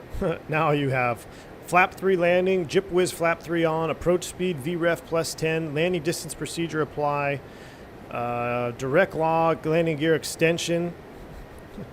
ILS approach cannot be engaged, loc mode available via the FCU loc. in-op systems, your RA1 and 2, auto call-out, JIPWiz, CAT2, reactive wind shear detection, TCAS, GLS autoland, and runway overrun and ROP protection if installed. All that is in-op when you have two dual RA failures. So that's a whole different procedure. Why do you need to wait for Pack 1 than Pack 2 after takeoff? That is for pressurization of the cabin. It will minimize your ears popping in the cabin. So when you take off with both packs off, there's nothing pressurized. You don't have anything actively pressurizing the cabin, right? Because you're using all of your bleed air for engine power. When you turn the first one on, now you've got some pressurization, and the outflow valve is going to move, and you get some pressurization into the cabin. If you were to turn both on right away, you would have a significant pop on your ears. And half 320 CO fleet permanently downgrade to Cat 1 until they're eco-fitted with new radio altimeter. Roadside. Due to 5G. Yes, you can fly night no GPWS as long as you have an electronic glide slope. I laugh wrong side because I just got off of a trip where I had 3 of those airplanes, and I was having quite a few choice words by the 3rd airplane that I got into, and they were all Cat 1 downgrade to the frickin' 5G interference. I was not very happy. And we actually had, but good on the controller though, the dispatcher. It gave us an alternate when otherwise wouldn't really have been needed because we were going to Chicago, and the weather was really close to minimums for Cat 1, like right at almost Cat 1 mins. So we had an extra alternate on there, gave us extra gas, which made me feel pretty good. You know, I like my extra gas on board unless I'm on fire. So shout out to that, just thinking ahead, because you know, if your auto land Cat 1 minimums is not a big deal. You're just going to auto land anyway. But when you're restricted to Cat 1, now you got some issues possibly. So wrong side again. Thanks for the $10 bank angle check. Appreciate you.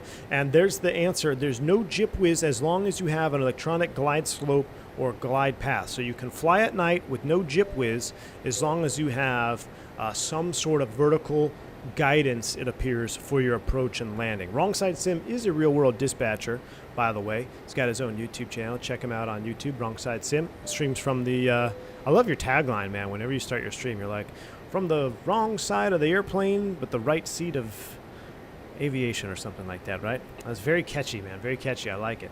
Check him out on YouTube. Thanks again, Wrong Side. Appreciate you. Who donated another 10 more memberships? Mr. Havoc, gifting 10 more memberships to the channel. Too kind of you, sir. Appreciate you. The circle of thrust never fails. We're turning it all green. Thank you, Havoc. Very kind of you, sir. Any failures yet? We've had a couple. We have, wow. So you can see they're piling up. But these are things that, this is what makes this interesting, is because these things could be failing in real life and you wouldn't really know unless there's something that triggers an ECAM. Right now, we've already got 3 failures. We haven't reached top of climb.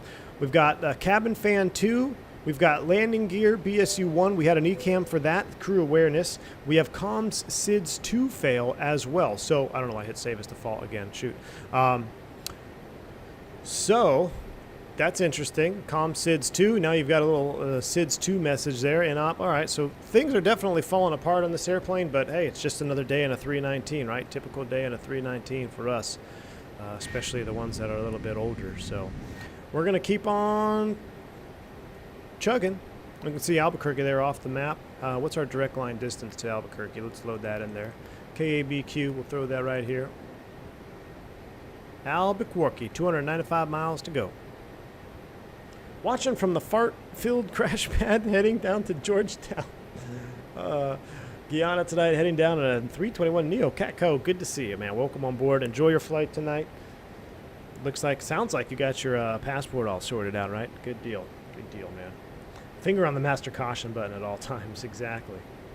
Captain, in case of aircraft Cat 1 downgrade, can it still use FLS to land?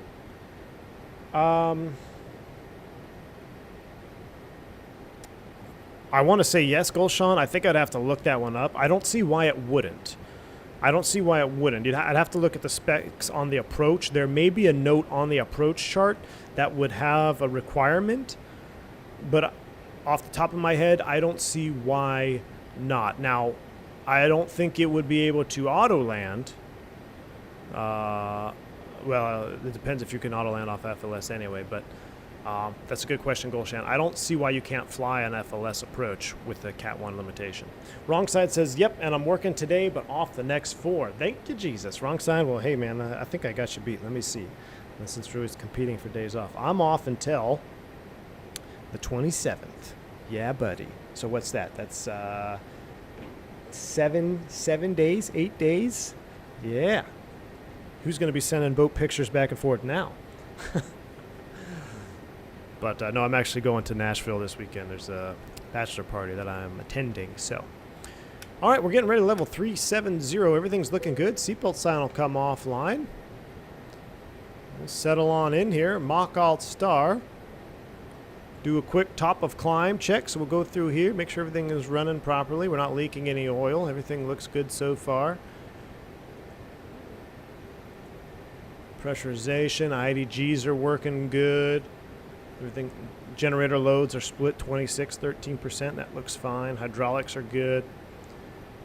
Fuel is nice. We could move a little bit of fuel. We're about 200 pounds. Oh, well, look at this. I didn't even think about that.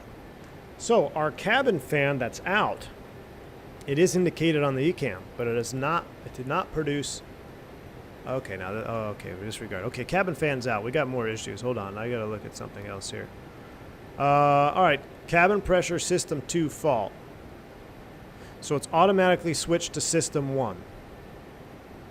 That's good. Okay, cabin pressure system 2 fault. Clear cabin pressure. In-op cabin pressure 2. All right, we got to look this one up. This is going to get, that could get really chaotic if we lose the other one. So let me pull up cabin pressure 2. Cabin pressure system is a crew awareness. Now, because it's crew awareness, that doesn't mean I'm going to stop looking in the book there. I'm going to continue on. So I've just lost the cabin pressure 2 system. That leaves me with one more. If I lose the first one, that leads us into a cabin pressure system 1+2 fault. With both pressure controllers fail due to the slow closure of outflow valve and manual pressurization mode, depending on the failure, following procedure may not avoid the depressurization. Mode select man vertical speed control.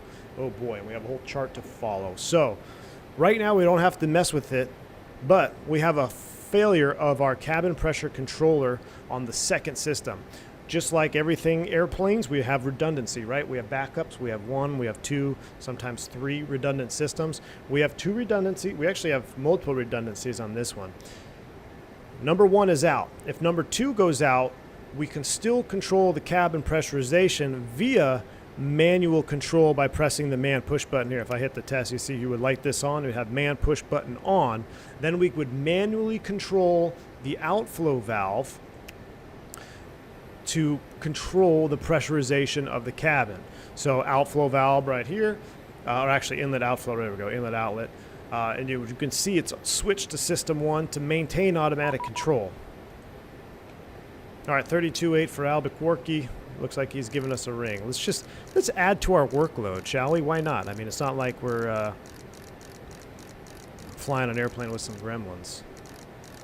Why not? Let's just add this on. 32.8. Albuquerque Center, good afternoon. Cactus 357, level 370. 357, Albuquerque Center, low, Squawk squawk 6734. 6734, Cactus 357. All right, we're squawking.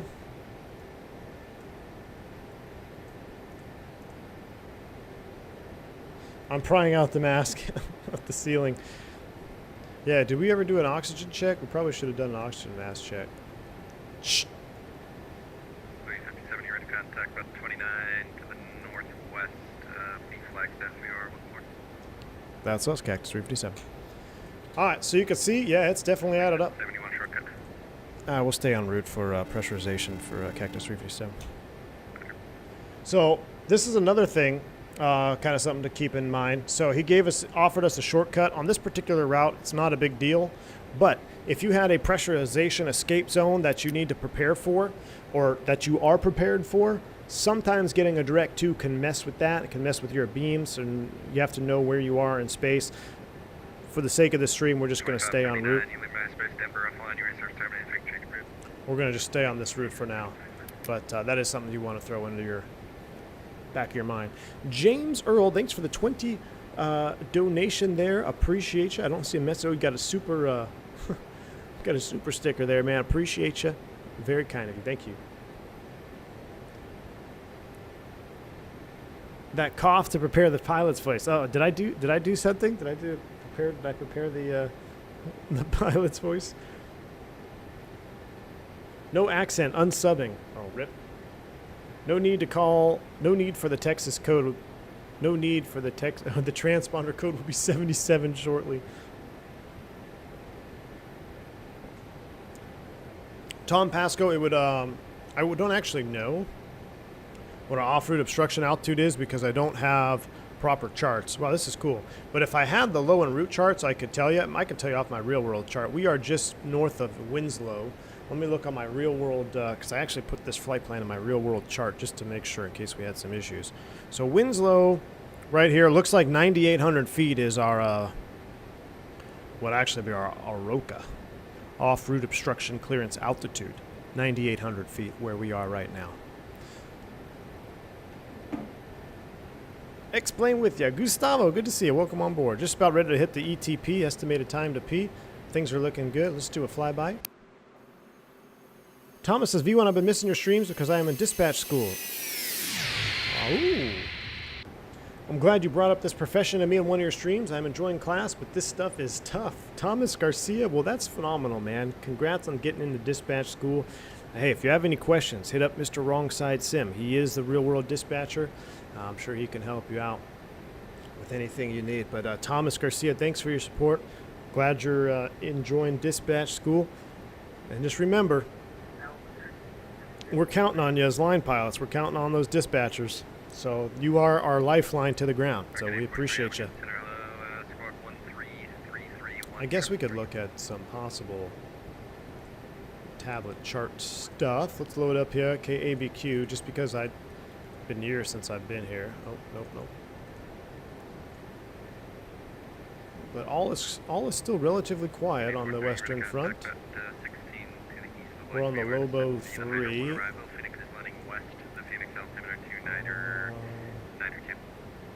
Airport 10-9.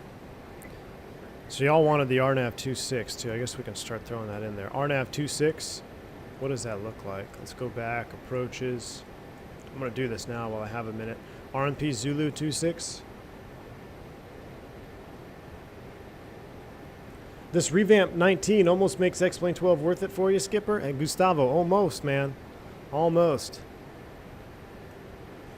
Where's the Lobo take us down to? Oh, it takes us out to the northeast. So for 26, can't do that one, although that would be pretty spicy. Let's see what the other one is. What's the Yankee? Is that coming from the north?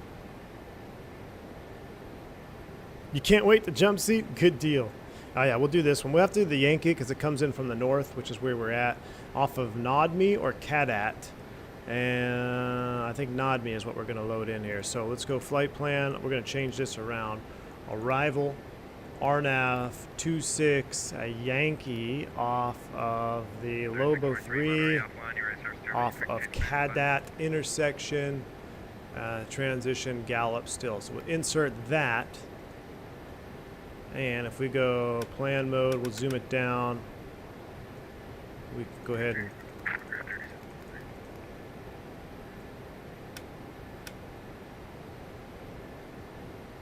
it didn't change. You see that? I got you, Toliss. Oops, I didn't mean to pull that up. You see, we do have significant faults, though. Let's see here. CADMAT, so it didn't change the arrival. I'm gonna go RNAV. I tell you what, if nothing serious happens on this one, we'll do a second leg. How about that? Because I don't. Well, I just lost my ND. Okay. All right, we got an ND failure. Well, I can do one of two things. I can do this. I could see if it's my actual screen, which I know it's my screen. I know the screen is out. The ND is dead. It's nothing that I could switch to. Yeah, it's nothing that's going to change this. The screen literally just went out on us. So we had an ND failure. At this point, Wrong side sim, where you at? I'd say, okay, you have the flight controls. You're taking us in because he still has both. We may have to adjust our seat position from over here. Oh my God, everything looks backwards. I should try to land it from this side. That would be pretty wild. I gotta try. Should I try to land it from the FO seat? We might actually crash. Let's not do that. All right, so we just lost our ND. Wrong side sim is now flying. Let's go ahead and we got to fix our flight plan though because our star still messed up here. I need to reselect it. So I'm going to select the Lizard 4 to CADAT. I'm going to insert that. Hopefully we don't crash the sim. Flight plan. Now I'm going to go back here. We go arrival. I'm going to go back to star Lobo. I'm trying to get it to load the waypoints. Lobo 3. CADAT? Was it CADAT or Nomi? Ah, shoot, dang it.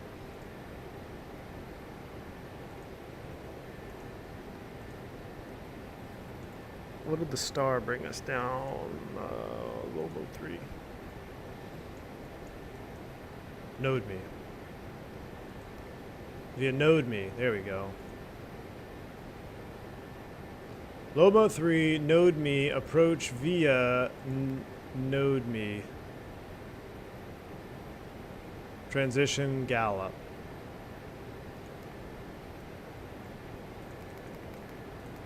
There we go. Now it's all in the box properly. All right. We're loaded up. No teeth. Oh, boy.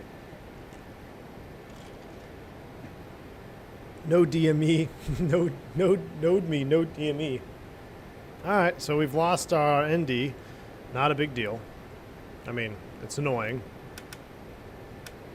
But we'll continue on. We're still pressing on. So we have an in-flight failure of a ND screen. Definitely a write-up. I'm going to load up I'm going to see if there's any supplemental things I can look here. This would be like a supplemental failure because there's no ECAM for this.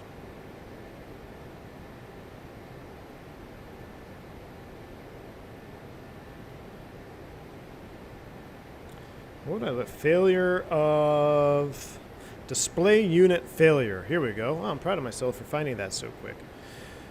If the ECAM, nope, doesn't, well, good thing we didn't lose the upper DU while doing an ECAM. That's where it gets really spicy. If the ECAM warning, in case of an ECAM system fault, display unit failure. If one ECAM screen fails, the remaining one will display the EWD, which just doesn't apply because that's over the middle ones. The pilot monitor can display a system synoptic on the remaining display unit, which we already know. He's got all of his screens. In case of advisory, enter failure. I'm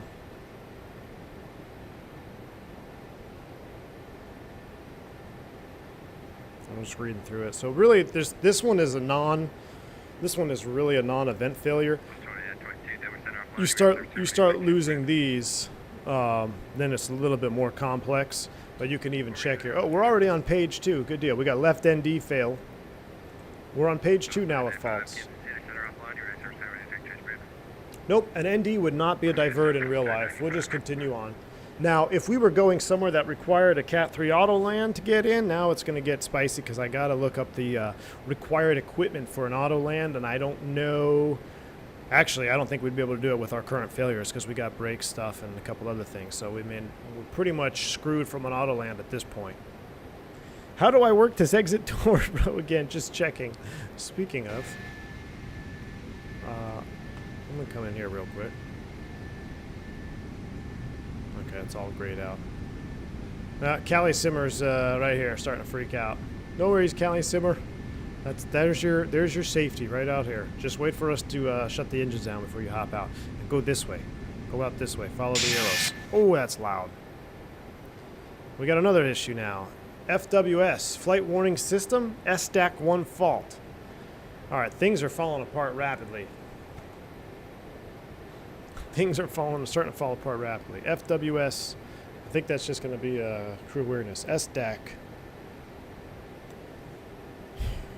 One data acquisition concentrator. System data acquisition concentrator has failed. Although the ECAM may display some symbols and or parameters in amber, that does not always signify that the additional systems are failed.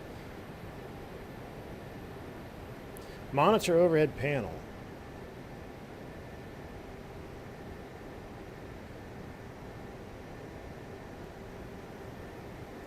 I was going to say, I should make sure everything's checked in here. Here's our SDAC. Here's our SDAC breakers right here. If we lose the other one, some ammo cautions are lost, aircraft ECAM status page lost, all red warning, engine, fuel flaps are available on the upper ECAM. Wow, this is a new one. I've never seen this one. System data acquisition concentrator. All right. Well, clear SDAC 1, clear SDAC 1. Check destination data. That's on us. Let's go ahead and load up some destination data. Let's pull some new info. Let's go McDo, Atsu, AOC, weather in ATIS, Albuquerque Center. Albuquerque ATIS is online. Destination ATIS. Let's go ahead and pull that. Let's go here. Oh. Print that one off. Winds are calm, 040. Temperature down there is 33, nice and toasty. QNH is 3028. RNAV 26 Yankee is what we're expecting. Wow, really 8s? I was set up for 8s, and y'all just do that. I'm going to request 26 though. All right, we'll print that off. We'll put it right here on the pedestal. What are our mins? That's the wrong one. Avitab. The mins for this approach is an RNP. Ooh, can we do this? RNP 0.1. DA of 5728.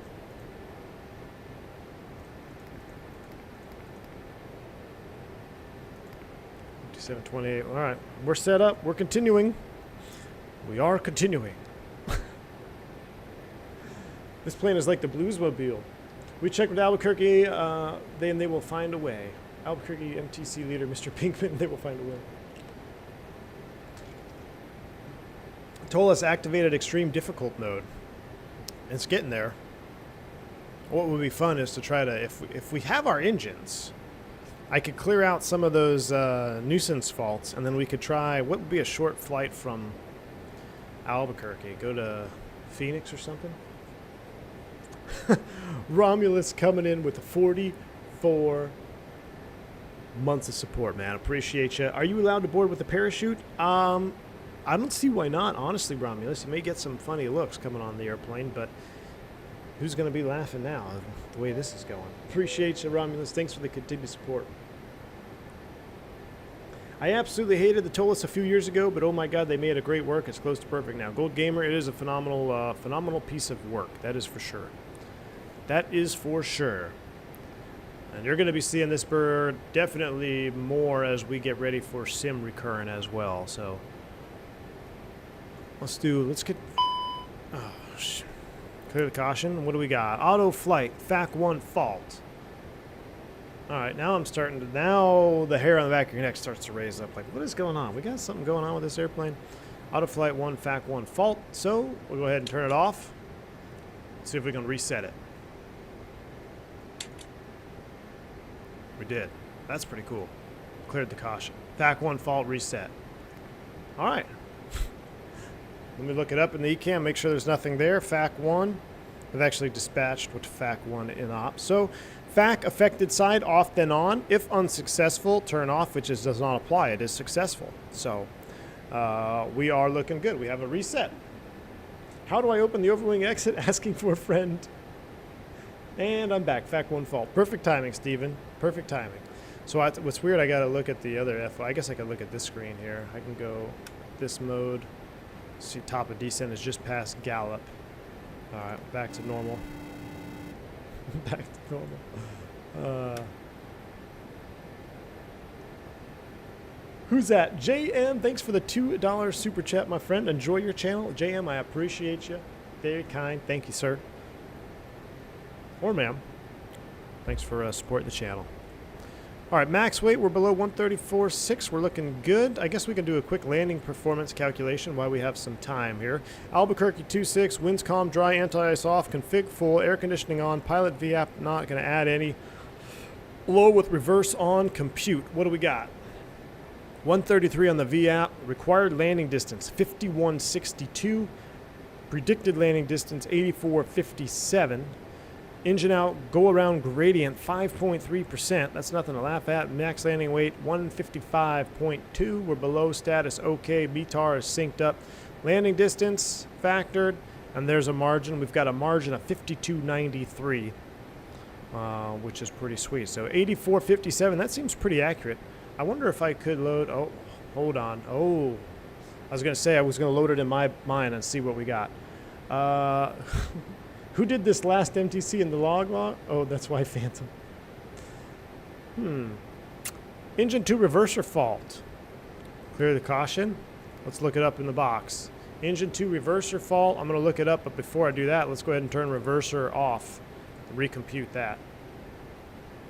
Now, theoretically, it shouldn't change all that much, right? 8457, yeah, because reverser's off. It's been computed. Let's go to reverser 2 fault. 20 radio check. All right, engine 1 or 2 reverser fault, crew awareness, in-op system, reverser 2. All right, if we lose both, it's different, but 657 descend via Lobo 3 arrival, Albuquerque land east via Albuquerque altimeter 3028. 3028 descend via landing east for Cactus 357. Any chance we can expect 2.6 down there? 657, try to make it work. You can expect, do you want RNAV 26 or visual?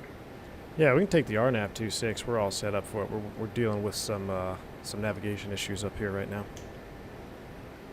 Okay, 97 Roger, you can expect the RNAV Yankee runway 26 approach. All right, we'll expect the RNAV Yankee 2.6 approach for Cactus 357. Thank you. All right, so we expect that. I'm going to stay with where we're at. Let me get the tablet out. 20 out, Descend via the Lobo 3 landing east is 9,000 at the bottom at node me or Camster. So we're going to set 9,000. Oh boy, we just hit top of descent too. Let's go ahead and manage it. Boom. Mach descent or speed descent. We're starting down. Let's put this into below mode. All right, engine 1-2 reverser fault. If this alert triggers when the thrust reverser on one engine has failed, if reverser position fault with reverser pressurized, land ASAP. It's not. It's not pressurized, so we're fine. Engine 1-2 at idle. That doesn't apply. Why is our PTU? Our PTU is not running. Okay. That this procedure doesn't apply. Go around thruster one does not apply. Go around soft neo is in up. All right, doesn't apply. So if the reverser position fault with reverser pressurized, we'd have a rev light up here, which we don't. So okay, we're all right. We can continue on. So now we're just going to go idle reverse here. We're going to go idle reverse, manual brakes, full flaps. We're on the descent. Shift 2, flyby, coming at you. Tom Pasco, thank you for the continued support. He says, would losing an ND make you divert from a captain's only approach? Well, a captain's only approach, it would depend. That's a great question, Tom. You're talking about like something, maybe a restricted airport, like maybe a short airport like John Wayne or Burbank or something like that. If it was captain only and you were the pilot flying, would you divert? I wouldn't divert if that was the only issue. Now, if there was weather at that airport that was requiring me to fly on instruments and land, then a diversion would definitely be in the discussion. That's where I would hit up wrong side sim on the dispatch, and I'd say, hey, look, this is a captain-only approach. The weather is at minimums requiring us to shoot an approach. How do you feel about this?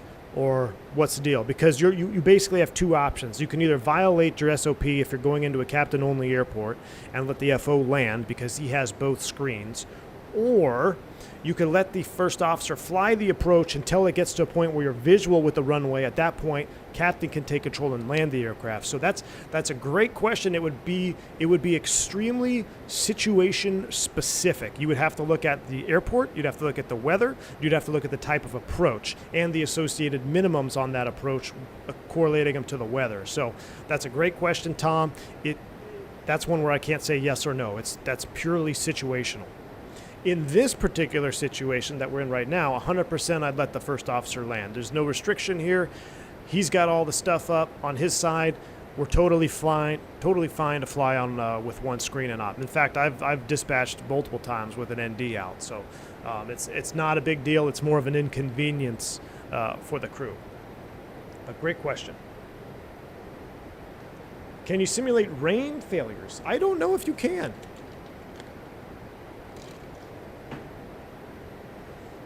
Every time I land the 321 in the toliss, my brakes keep overheating. That's because they have proper brake simulation temperatures. You must have spilled one of your cold fro mocha latte Game of the Year edition coffees onto a panel. Yeah, I definitely did something. Let's make sure how many failures we have going on here. 1, 2, 3, 4, 5, 6, 7. So we've already got 7 faults going. I tell you what, if everything is dispatchable, I'd have to hit up wrong side.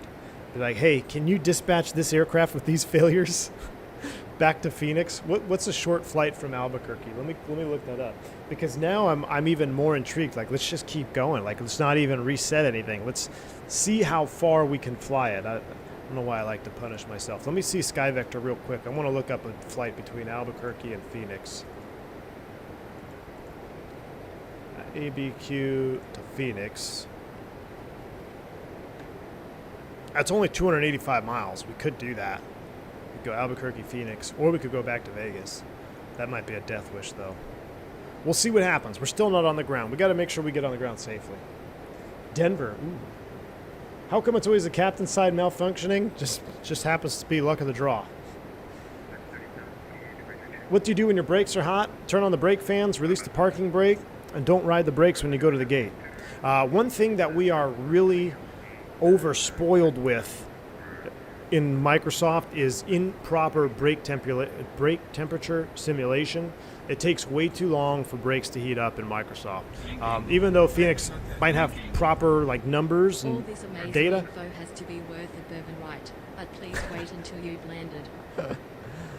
Appreciate you, Dougal. Thank you for the $20 bank angled check. All this info has to be worth a bourbon. Hey, Dougal, I'm going to take that straight to Nashville, because that's going to get a bourbon from the rocks for sure, man. Appreciate you, Dougal. Hope you're enjoying the stream. Thanks for tuning in with us this morning, or this evening for you, and hope you enjoy the approach and landing, if we can do it successfully. So thanks again, Dougal. The terrain is on ND now, because we are going into Albuquerque.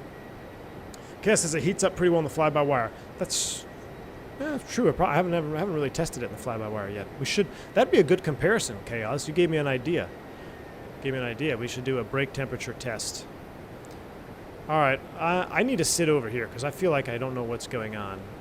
We're high and fast. Below 26. We're a little bit fast. A little speed brake action. I'll start slowing down.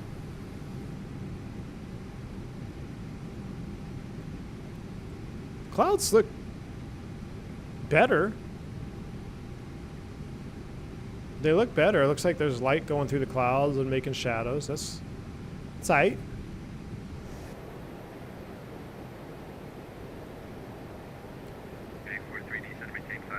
I'm not going to stow that. Let me do a systems walkthrough here. What is up with this? Why are our packs, why is that overheating?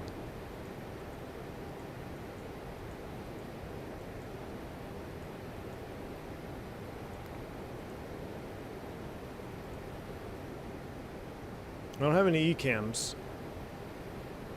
I don't like this. 146C.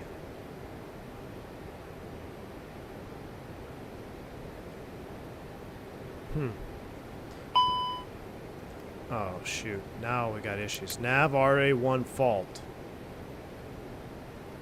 Did we lose the second one? No, it's just the first one. Oh, okay. Clear the caution. We got Nav RA1 fault. Clear nav. I'm not worried about you. Flight control sec 1 fault.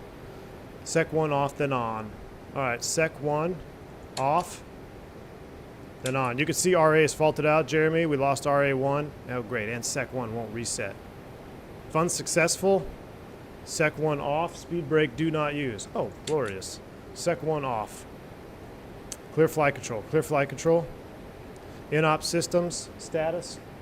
Hold the status. Let me pull this up here. I got a couple things we got to look at. We've got rad out. I'm not concerned about rad out just yet. Let's get this flight controls done. Sec 1 fault. Flight control Sec 1 fault applicable to 319s. If unsuccessful, reset off. Associated spoilers are lost. If Sec 1 or 2 fails, LAF is degraded. 320 does not apply. If all spoilers are inoperative, 3 secs failed, roll, direct law, and pitch alternative law become active. That does not apply.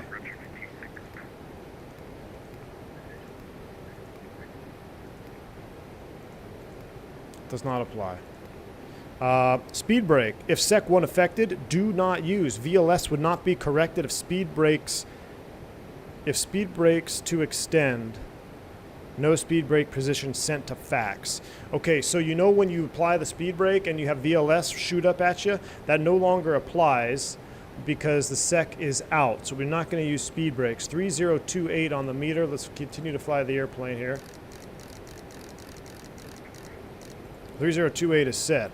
If Sec 1, 2, and 3 fail, all bets are off. You're straight into alternate law. Okay, so Sec 1 is complete. We've got that. Status, read status. Speed brake do not use. Landing distance procedure apply. We're Cat 2 only. Spoilers 3 of 4. Sec 1. Rad out 1. Cat 3. Reverser 2. Cabin pressure 2. Brake system 1. SDAC 1. Jip whiz terrain. SIDS 2. The jip whiz has to do with the rad out. Clear status. Clear status. Let me pull out my rad out failure checklist now. Radio altimeter.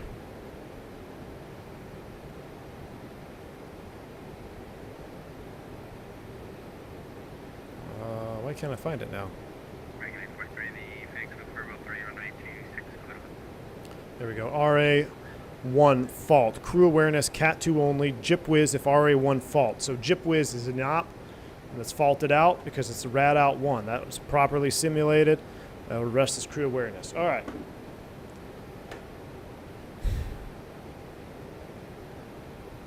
All right, we can't use our spoilers at this point. How are we looking on profile? We're still fine. We're 16 descending forward, 250 knots at Jocklow. This is where it's going to start to get a little interesting. We're going to keep trucking on. Let's see if we can get down on the ground. Now I could. Will this adjust for any faults? Oh,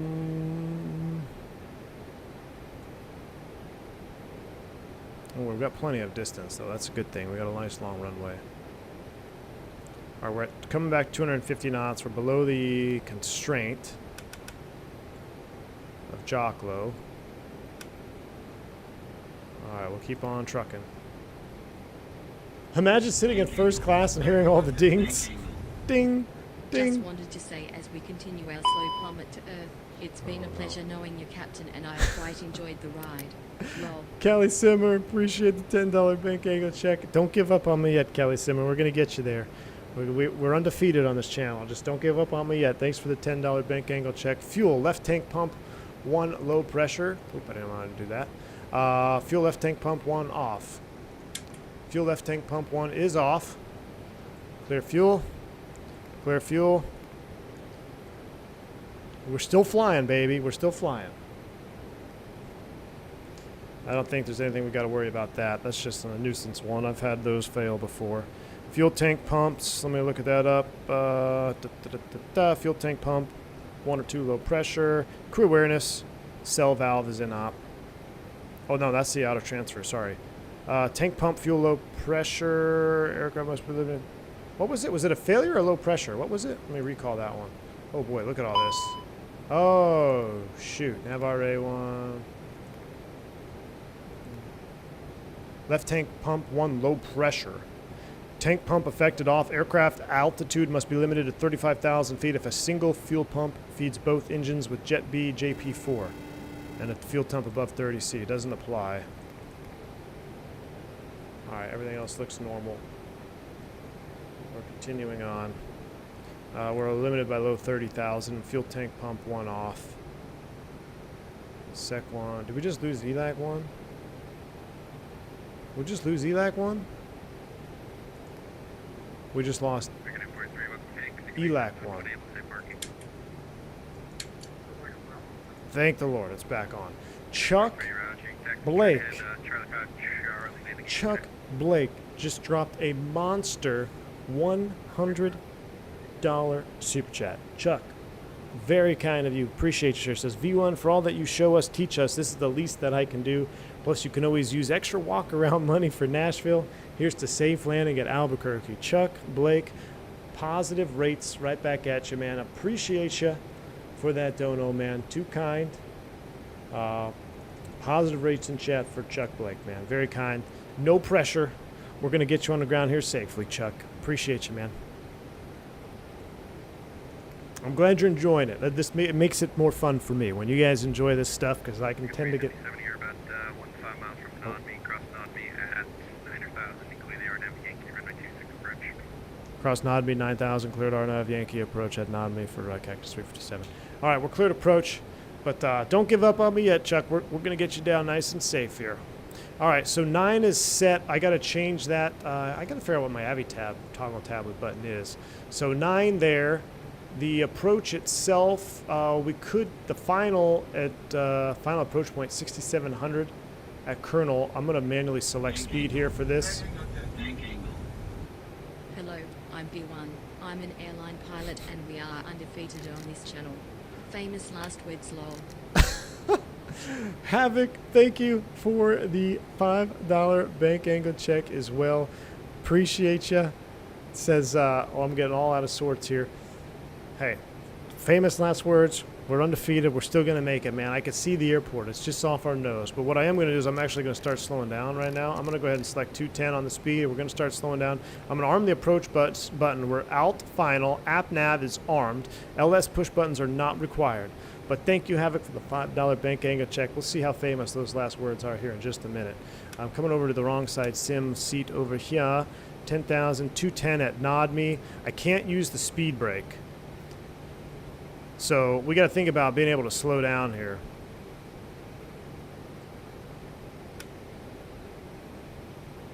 Once we get below 250, we're going to get the gear down right away, because where else we're not going to be able to slow down. Gosh, I hate getting the gear down that early. There's 250. Let's get the gear down now. Gear's coming down. I hate doing this, but real life probably get vectors. Delay vectors, all that good stuff, but I want to try to continue on here. Speed out constraint star. Now we're really going to slow down here. Let's come all the way back to 180.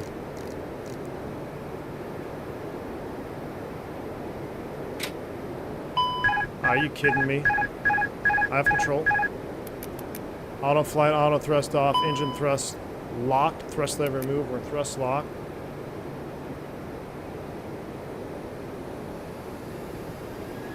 I have control, out constraint. Gear up. We're just continuing to approach Albuquerque, Cactus 357. We're level here at 9,000. We've declared emergency at this time. We've lost some flight control computers and our ability to shoot the approach. Requesting radar vectors to runway 8.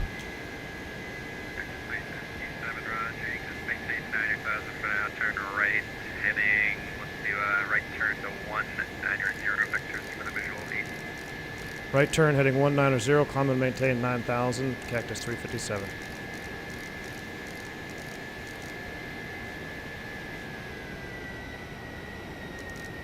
All right, 9,000. Bird mode is on. Get rid of the flight directors. 250 knots. Gear is up. Auto flight, auto thrust off. Clear auto flight, clear auto flight. Looks like do we have a latch failure? FMGC 1. I think we just, I got to see what this fault is. What are they calling this one? FMGC 1. Look at that. All right. We might be able to get the autopilot back on. Hold on. What was the heading? 190, 190. We'll back out. I'm trying to do too many things at once here.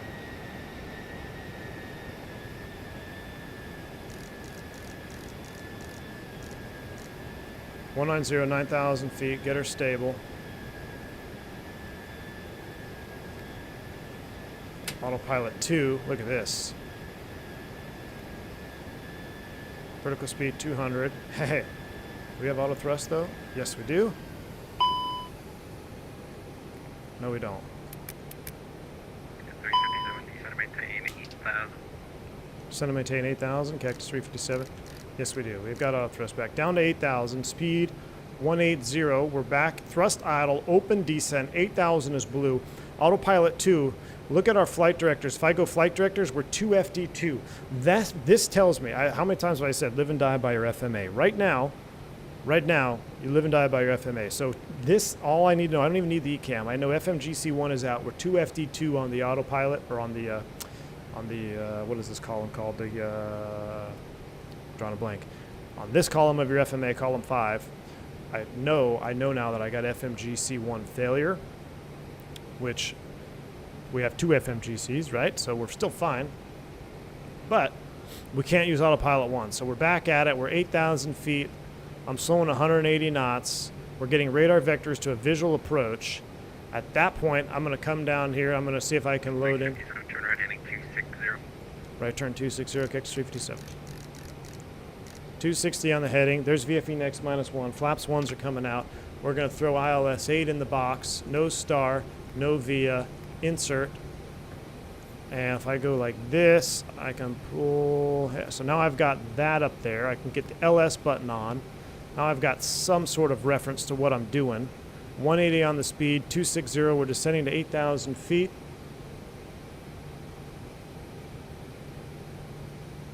So there we go. We didn't lose the auto thrust. We just lost FMGC1. We're ready to go here. We got auto thrust back on. Let's go ahead and recall what we had here. Albuquerque Center, Southwest 1120, ready to test. Speed brake. That's normal. I'm clearing these out. Southwest 21925, right taxi, Delta 12 back up. All right. Up that overhead. Everything is good. ELAC is back on. We're still looking good. 357, descend and maintain 7,500. Send 7,500 for cactus 357. All right, 7,500 is blue. Thrust idle open, descent, down we go. Wow, another massive. Chuck Blake is not playing today. No, he's not. Turn right, correction, turn right heading, let's do 350. Turn right heading 350. Right turn 350, cactus 357. Chuck Blake is not messing around tonight at all. 20 more subs to the channel. Chuck Blake, very kind. Thank you, sir. Just absolutely on fire. Appreciate all the support.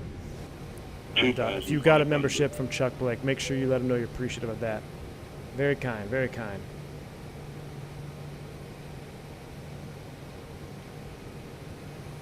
All right, we're speed alt. We're speed alt star, 7,500 feet, 180. We're looking good. The Albuquerque airport now. You're about, say, 3 to 2 o'clock, 1 mile from the airport tonight. We're looking cactus 357. 3 to 1 o'clock. Oh, there it is. Airport and site cactus 357. 357, click visual approach, runway 8. Third visual runway 8, cactus 357.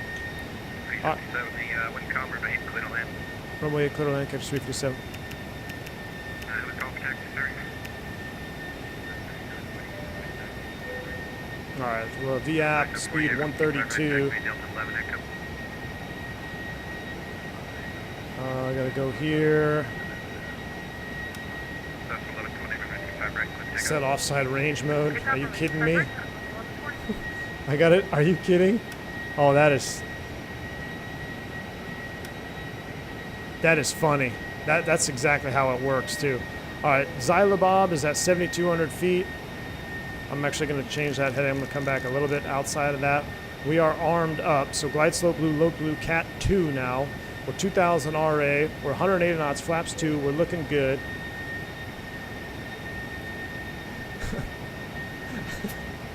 Oh my gosh. What do we got now?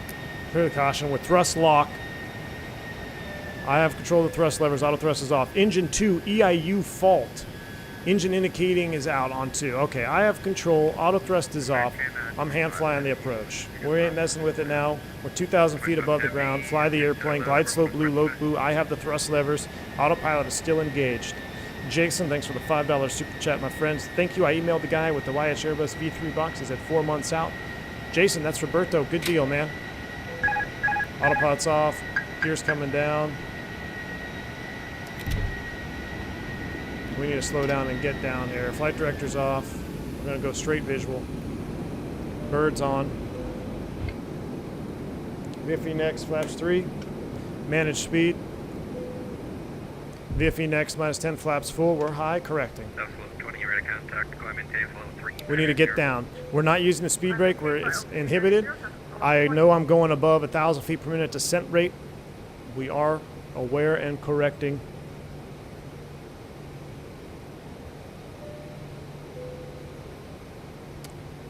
$2,000 feet on the VSI, check. Probably should have done this a long time ago. All right, glide slope is coming back in. We'll still be stable by 1,000, I think. Here, we're looking good. Go ahead and arm those puppies. We're cleared to land. We're on slope, correcting that vertical speed. Ready for VFR taxi, negative flight 1. I'm going to pause the alert box. There we go. All right. We're on speed. I have the thrust levers. We're on slope. 2-1 there at Scottsdale. We're looking good. Oh, I'd like 3. It's a much shorter taxi. Scottsdale 1140, correction 1404, the altimeter 29907. Runway 3, taxi out. 1,000. Stable, clear to land. I'm sorry, 748, runway 25, right, clip takeoff. 100 above. Remember, we got to go idle reverse because we only have one reverser. Minimum. Landing.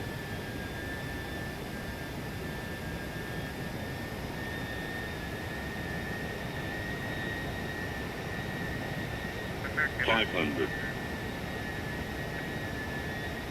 400. 300. 200. 25, Roger, collect T6. 100. X-Plane 12 glide slopes are so much nicer. 50. 40. 30. 20. Retard. 10. 5. Ooh, that was firm. That was 100% firm.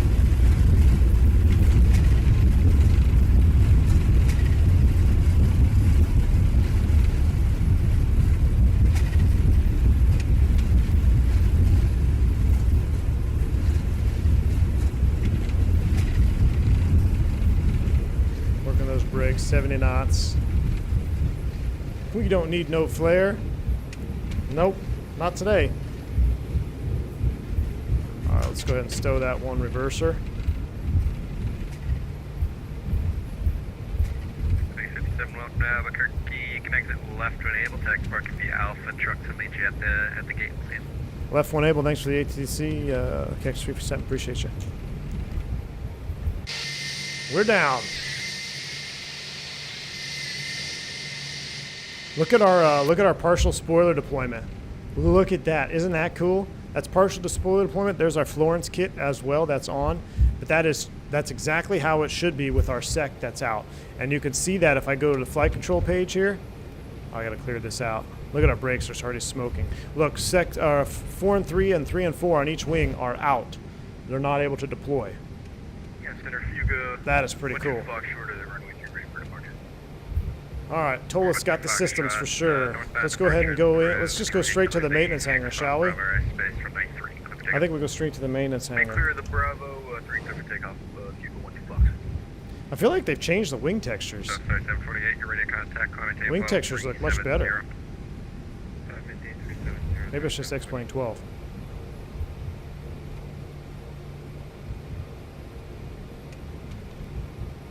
We're going straight. No lie, we're gonna go straight to the maintenance hangar.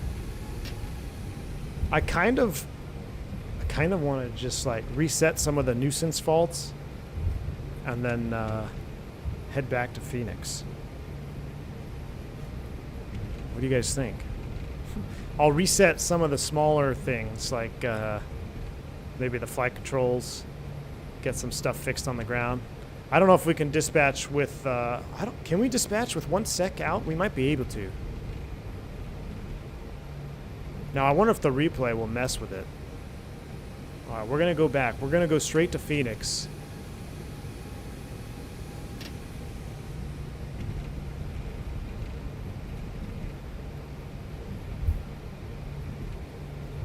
I'm not even going to attempt to start the APU because I'm afraid that it's going to auto shut down. So I'm just going to leave it on. We'll go ahead and we'll call the air stairs right here. Yeah, Cactus 357, where are you parking? Maintenance. Boop. All right, brakes are set. Let's go external power on.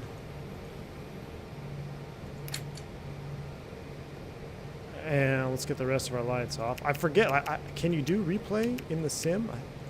I guess it is not Microsoft. Engines are coming down.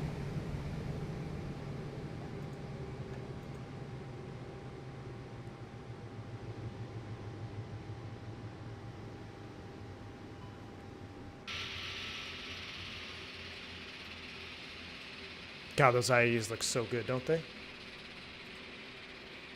All right, so for science, we'll look at our brake temps first. Let's do that.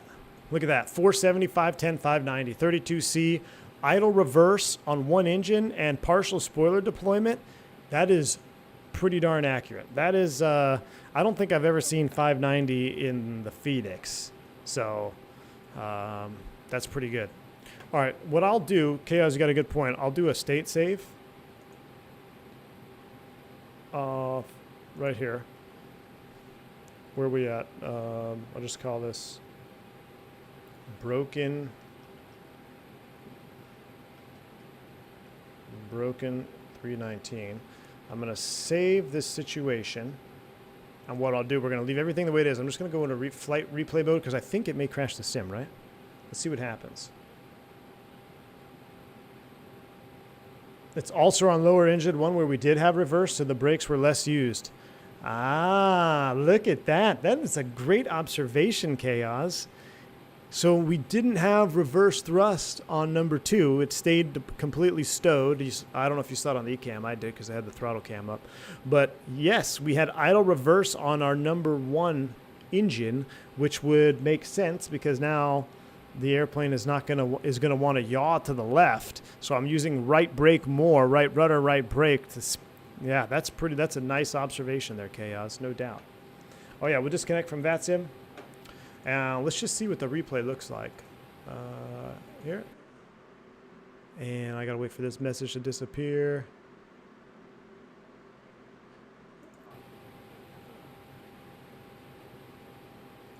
Let's just do this. This. Let it load in. Hey, we're back at. Look at that. X-Plane 12 replay for the win.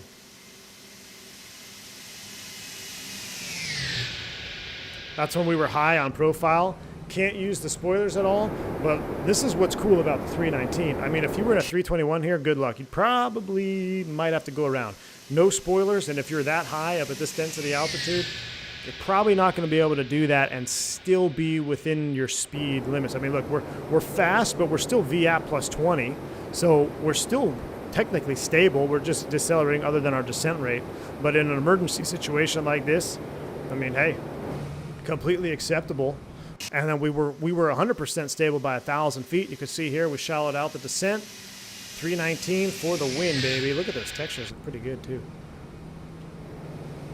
But we rode pretty much idle thrust almost all the way down to what, 1,200 feet here. Now you can hear the thrust coming up.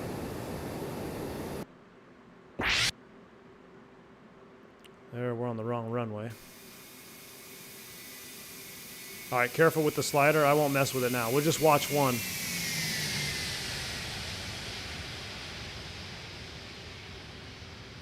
No worries, Dougal. Take it easy, man. Thanks for hanging out with us. I'm going to see if we'll survive. Back to Phoenix. It's a short flight.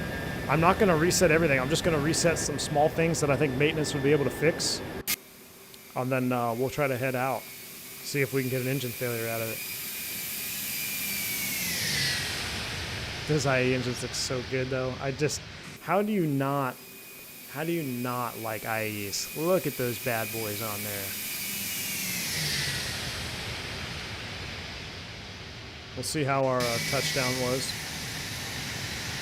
Partial spoilers, 1 reverser. No floats. Arrest that descent rate just a little bit. Let her settle. That was definitely firm. 10, 5. 400. It was doing about 400 feet per minute in the descent, no doubt. So,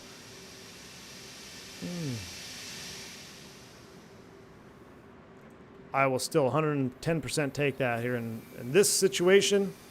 100% A-OK. You would have felt it though. Look at the replay. Look at that. Reverser on the left, no reverser on the right.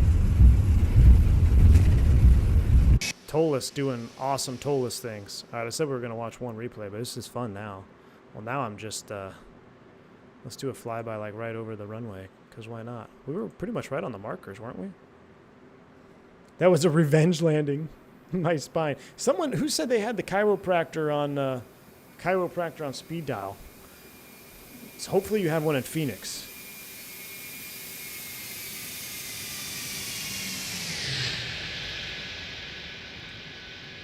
Oh yeah, slow-mo, it doesn't look hard at all. Slow-mo, it doesn't look hard at all. All right, so I'm going to just pause it, and then I'm going to go get out of replay mode. So we're back at the ramp, and everything's fine. All right, so I'm going to go ground services.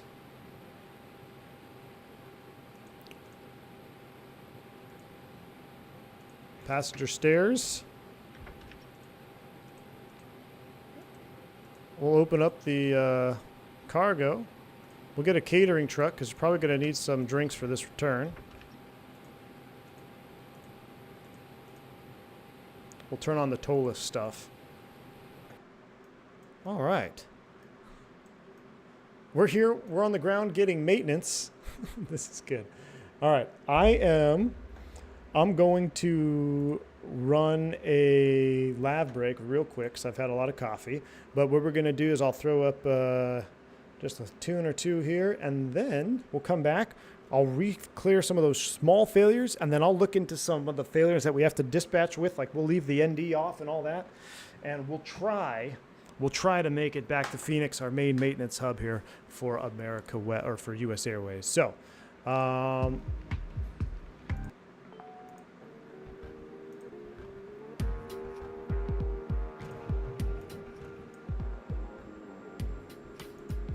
I'll be right back.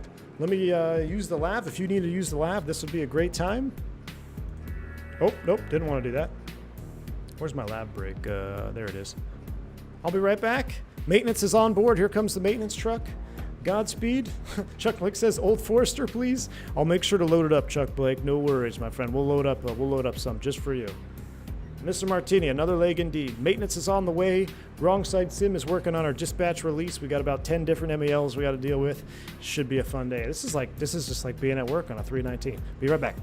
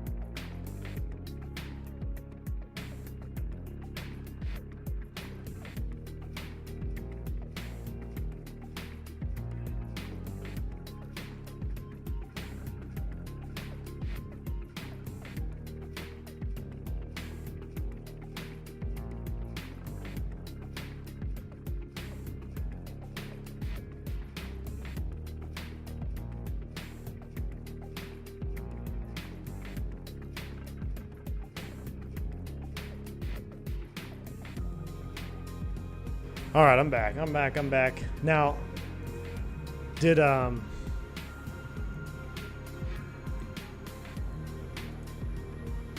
we go. All right. What I wanted to figure out, did Wrong Site say he was working today? I can't remember. Because I have an idea. Give me a second. I gotta scroll back.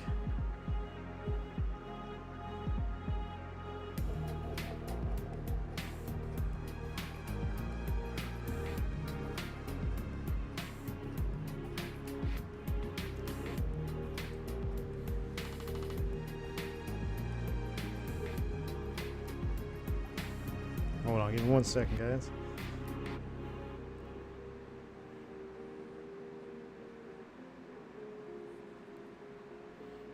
Tuesday, work Wednesday. Oh yeah, he is working. Dang it.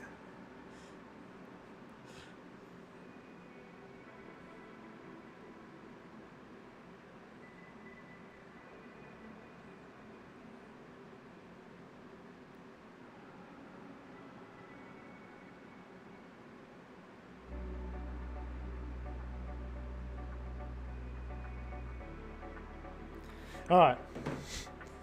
Yeah, he's working today, off the next 4. Yeah, I just sent him a text. I had his message in there. All right. Prefer chalks. Let's do a couple things here. Let's try to do the best we can here to simulate realism. So we just landed, maintenance is at the airplane, doing our things. We're hot brakes. We need chocks. So chocks are coming on. I also want low pressure air to try to keep the cabin cool. With the chocks on, I'm going to release the parking brake. And that's going to hopefully help help get the brakes down. Now we don't have brake fans outside, so we'll just do our brake fans on here at the gate. Okay, so let's get the screen deferred and let's go, Benny. I'm right there with you, man. Let me make sure I didn't miss anything here. All right, everything else is set. So first things first, let's go into the maintenance fault scenarios and let's clear out some stuff. So let's say we got the cabin fan reset. A landing gear BSCU1 failure. We can dispatch with that. COM SIDS 2, we're going to get rid of that one. That one's easy. Indicating ND, we're going to dispatch with that. Engine 2 reverser, we'll dispatch with that. Flight control SEC 1, we're going to say maintenance fixed that one. All right, we're going to say maintenance was able to fix SEC 1. And it's back online and working. So they did a hard reset on the ground. Engine 2 is up. Fuel left pump 1 fail. We're going to dispatch with that. Auto flight FMGC1. Here's the deal. Because ND1 is going to stay off, I'm going to get FMGC1 back running. All right, because the problem with that is with the ND out, then I would have to constantly be flying from the other seat and or switching the other seat's range and all that. So let me, I got to do a tactical flip-flop check here. Give me a second. All right, tactical flip-flop check is complete and got our seat locked in position. So I'm going to reset FMGC1. TRU essential. Why is that out? What happened there?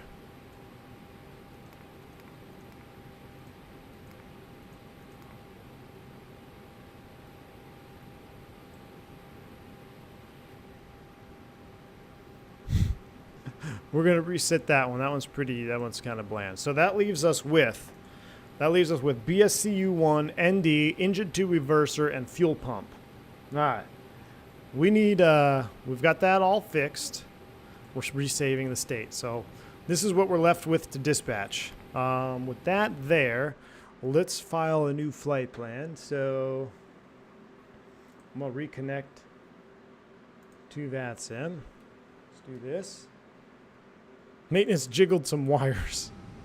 Indeed. I can hear the brake fans. Hear the brake fans on? Wow. Really? Is that what that... You can hear the brake fans running. That's cool. I didn't know that. That's new. Yeah, you hear that? Yeah, blowing carbon brake dust all over everybody. Pressurization overheat. You saw pressurization overheat? Oh, on the, yeah, the outlet there. What was that on? That was on the bleed page. Yeah. Well, look, we never got an ECAM. Everything's fine. So maintenance says we're good to go. Let me refile a Simbri flight plan for us. We're going to do new flight. Same flight number, continuation 357. Depart Albuquerque, going to Phoenix. This is a repo, 319. Short flight, only 130 block. Roadrunner 3 to Zuni Eagle 6 arrival. Let's go ahead and generate that flight. Need a load of death rope listeners. Some duct tape and we're good to go. That's what I'm saying, man. Some speed tape. If this is your first time here, welcome. Thank you for dropping in. Note, if this is the kind of stuff you like, love, consider subscribing, because V1 Simulations doesn't mess around. He's legit. Chuck Blake, appreciate you, man. Very kind. Thank you for that. I'll try to be legit, although this would be pretty sketch on this particular stream. This particular flight going back would be a little sketch, but we're going to do it, Chuck. We're going to do it, man. All right, that is set in there. I'm going to pre-file this on VATSIM right now. Speed tape, duct tape that costs 10 times the amount. There you go. Well, it's yeah, because the FAA, right? All right, we are limited, though, for our cruise altitude. I can't go up to 36, or I think, can I go to 36 with the fuel pressure? I'm going to file 32 because I know that's below it. We'll have to look up that. We'll file that flight plan. That's that's done. So now Houston Center's offline. Let me get my flight plan on this side. Yes, that's done. Filed. Perfect. All right, our flight plan stuff is done. Let's go ahead and load up the box here, initialization. Let's do a init request and see if it'll pull it from SimBrief. What's a dono? I think you've got the notifications off still. Uh-oh, do I have the dono? Well, I do, I think. No, alert box are back on. Did I miss something?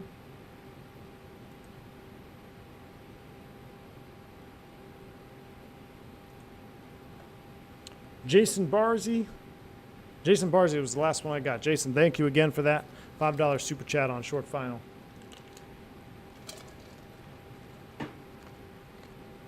Oh, no worries, Chaos. Put the airplane in rice. Need to get one of those E250 church fans. Oh, you guys are killing me. Alternate of Tucson. Here we go. Cost index. We're not going to mess around at 6. We got to get there as fast as we possibly can. 320 per the MEL is set there. We're going to depart runway 8 on the Roadrunner 3, and we're going out to Zuni, insert, Phoenix, arrival. I want to land straight in Phoenix if we can, so that would be landing west for 26, which is the long runway on the, I just said it. What was it, Eagle? Yes, the Eagle 6 arrival. Approach via Zerlo, sure. Off of Zuni, sure. Insert that. Let me pull up the first off. I gotta do this from the other side here. Let's go plan mode. This is funny. This is really kind of funny. Let's go step through this here.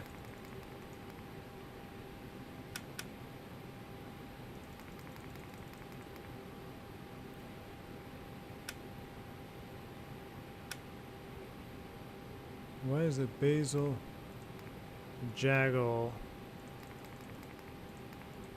Oh, it takes us. Huh.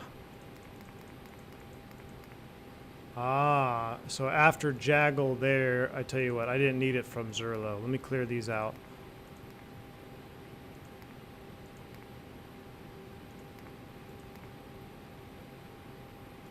That's what I want. That looks better. We'll clear the disco.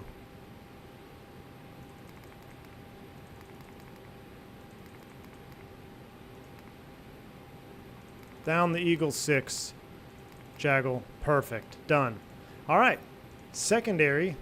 Since I have an ND, it's just easier. This flight is going to be so chalked. It's going to be interesting. Secondary flight plan. I need to reinitialize the secondary because, man, everything feels backwards over here. I'm like getting a headache just looking at my screen. Everything's so backwards. Secondary flight plan. I'm going to delete the current secondary. And I'm going to go secondary, initialize a new one. ABQ to ABQ. ABQ. All right, and then we're going to load in the ILS 8 if we have to come back around. ILS 8, 13,000 foot runway, no star, no via, insert, secondary perf. It's 35C outside, so let's put that in there. 35 temp, altimeter 3028. Winds are basically calm. MDA, do any of y'all remember what it was? Let's go Avi tab. I don't need you. I don't need you. We'll keep that up. The approach back in, which I do want to have in proper because you never know what's going to happen on this departure. This flight will not leave the ground. Oh, you guys have little faith. Ye have little faith. 5527. Never a good sign when I actually have to look up the secondary MDA because I actually have to do it. Progress page, ABQ. I guess I'm setting up the FO's box on this point. So that's done. All right, we're good there. Let me make sure my box is set up. KABQ here on this page. Secondary is done. Perf data, we'll wait on that. Let's go ahead and let's go uplink. Actually, hold on. Let me come over here.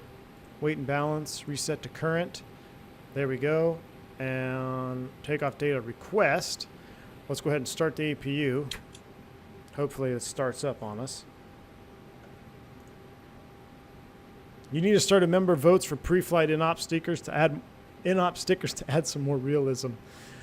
That's a good idea, Romulus. I wish you could just paste some in-op stickers in the sim. That would be so cool, wouldn't it? All right, I gotta look up the fuel thing.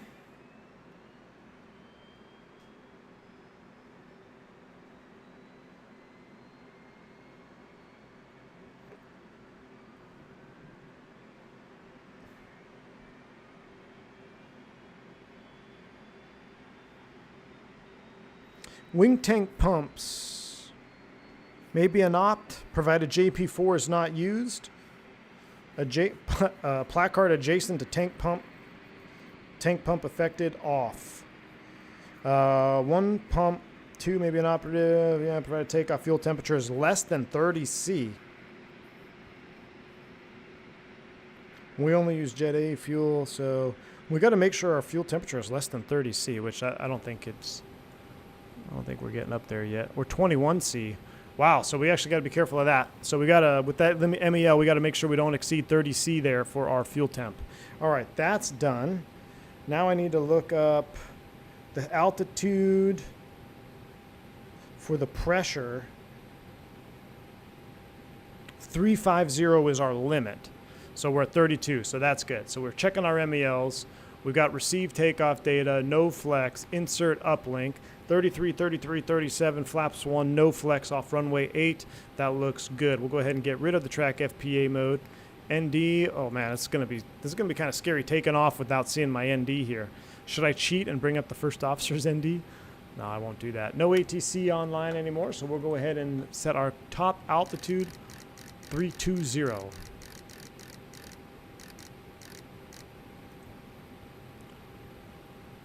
There we go. That is set. With the APU running, let's go APU bleed on. Let's get rid of the external power.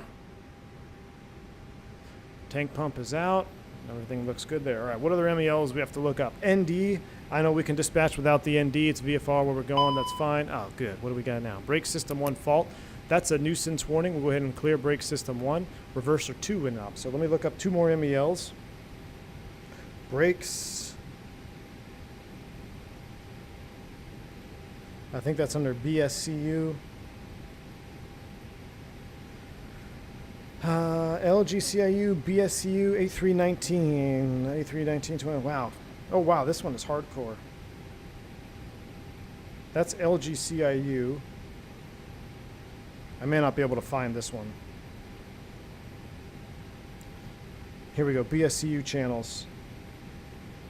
I don't know which mod we have. There's 40 different ones. BSCU not installed, alternate brake system verified.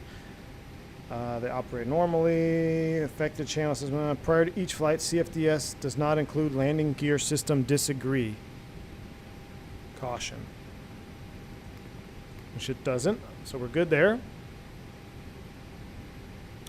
Channel 2 system is operative and auto brake, low, medium, max, push button, decel lights, and auto brake, low, medium, max, push button, switch lights are considered inoperative. So really,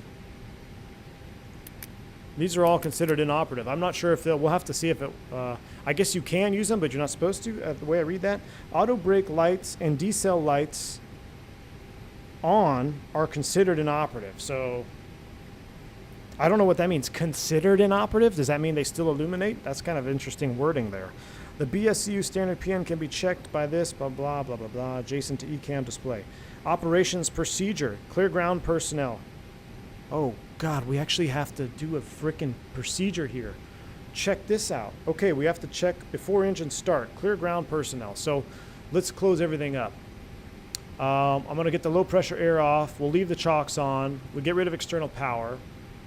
I'm going to close everything up. We have to verify some brake stuff here. We'll get rid of the trucks. Everything's closed up.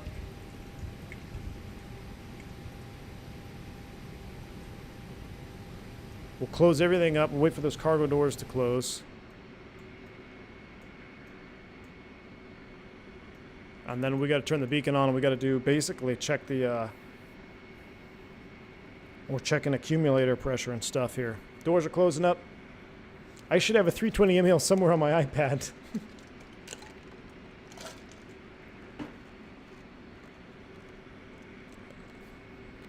Sorry, I'm crunching my ice. A lot of talking. All right, here we go. Clear ground personnel. PTU on. All right, PTU. It's on. Oh, PTU off. PTU off. There we go. Yellow electric hydraulic pump on. Parking brake off. It is off. Brakes press, triple indicator check. Oh my God, I almost dropped my iPad. Oh no, now I lost the MEL page. There we go. Wow, look at that. So we are checking. That is pretty cool. Now if I go to hydraulics, no, I gotta clear you. Yep, pressurized. I guess I wouldn't be able to see anything else here. All right. Triple indicator, check for good brake pressure, proper operation. Parking brake on. Parking brake is on. Yellow hydraulic pump off. Yellow hydraulic pump off. PTU auto. Triple indicator check. Look at that. Dispatch procedure, downgrade to Cat 3 single. Okay, so our brake BSCU MEL has been complied with, and for the ND, there's really nothing else out there. So we've now complied with our MELs. We're ready to go. We're dispatched. We've got our flight plan. Let me get the current weather here real quick, and then we're going to start up. This could get interesting. We'll do weather ATIS page. I need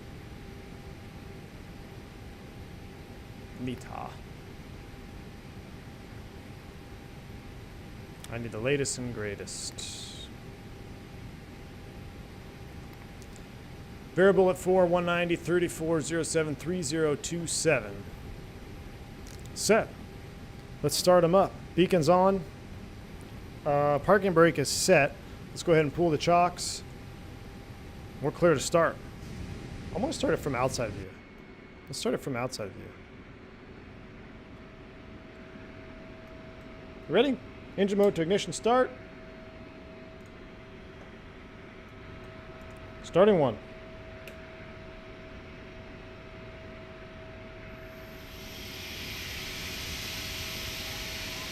Oh, you see the elevator move?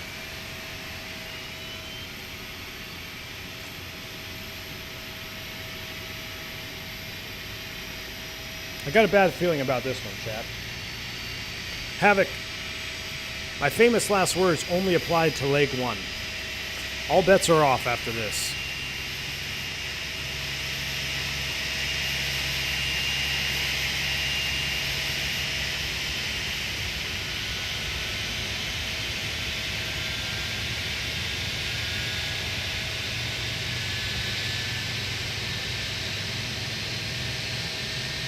Christopher Cook Robinson. It'll be fine.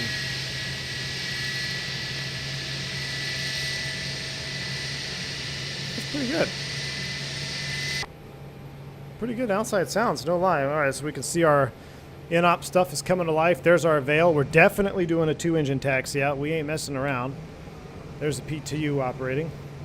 Starting 2. Should I say farewell to my family?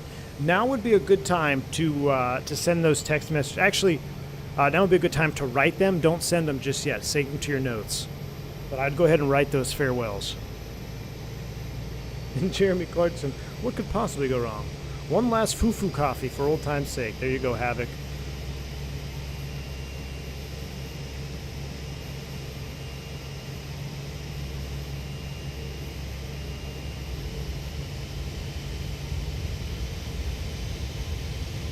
We didn't lose any parts yet, so it can't be that bad. When we start losing parts, we got when we got real issues. No pressure, but we're all depending on you. Again, no pressure. Hey, no pressure felt, man. We're good to go. This is just a walk in the park, Kazansky. All right, there's the transfer. There's a brake system 1. That's an associated. Clear brakes, clear brakes. Clear status. Clear status. A veil, that's going there. I can't arm you. We are flaps 1. That's coming out. We'll go APU bleed off. APU master switch off. And whenever we got all kinds of stuff like this, I'm just going to do all my checks here at the gate. We still have vertical speed up there. Did we miss something? Oh, our init B page? No, everything looks good. Perf data is set. Why do I have vertical speed up here? Let me reset the... Oh, that's why. Flight Director 1 and 2 is on. We no longer need our LS push buttons. Let's do a quick flight control check. Full up, full down, neutral, full left, full right, neutral, rudder, full left, full right, neutral, up 0.3 on the trim. Up 0.3 is set. Auto brakes max. That, I guess, works even though it doesn't really apply. I'm not sure how that really goes. Brake fans, what's our temps on the wheels out there? 180, 210. I'll go ahead and turn the brake fans off.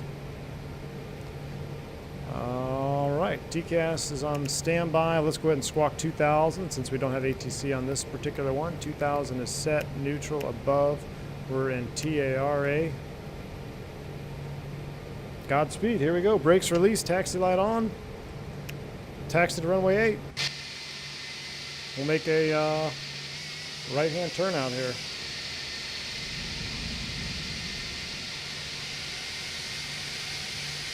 Oh, look at that spiritual wings over there.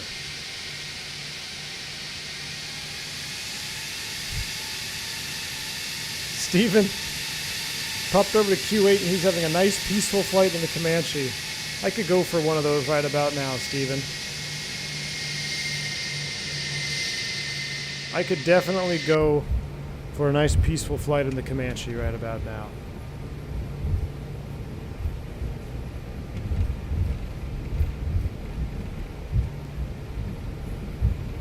Brake check, pressure 0, so we're in normal braking.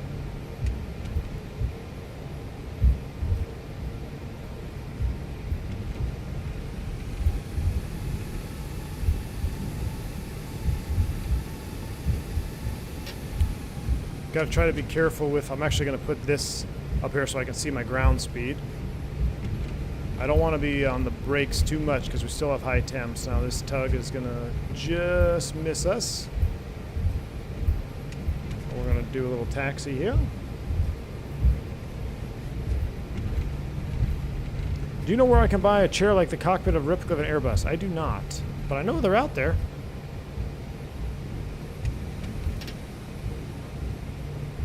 So on this particular taxi out, I would definitely be much more restrictive on the application of thrust because I don't want to use the brakes if I can help it. We're still below max. We're only, we don't have a lot of, we're at 230, so we're below max, but we don't have a lot of wiggle room. You don't want to be riding those brakes. We are kind of light too, 133, so it should roll just fine. Matter of fact, it'd probably roll a little bit better, honestly. I don't know if we're going uphill or what. Did you change ATC call sign to Broken Cactus? Comanche podcast when? Man, I was watching someone fly it last night, and I tell you what, it sure is tempting. It is a full-blown GA sim in one airplane. No, chocks are off. We wouldn't be able to roll if we had the chocks on.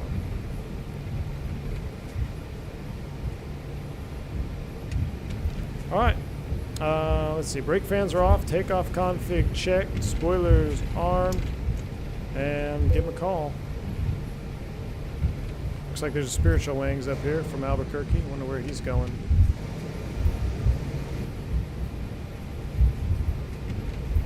Steven, good to see you. Hard at work. You all have fun. Hey man, I don't know why I do this to myself. I should have quit while I was ahead when we were here in Albuquerque. But now we're going to take this broken plane to Phoenix, see if we can get it there. U.S. Airways was America West. They merged. Yeah, America West bought U.S. Airways.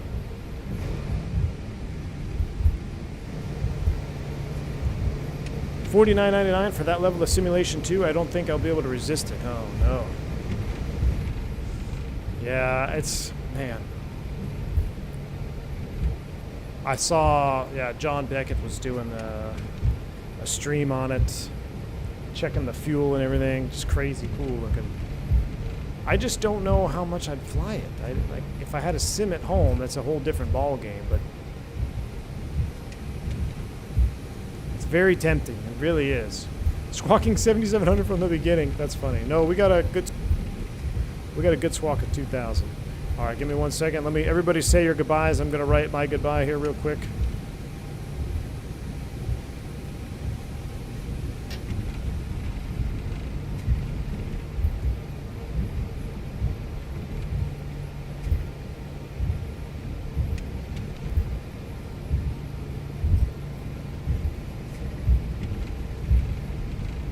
All right.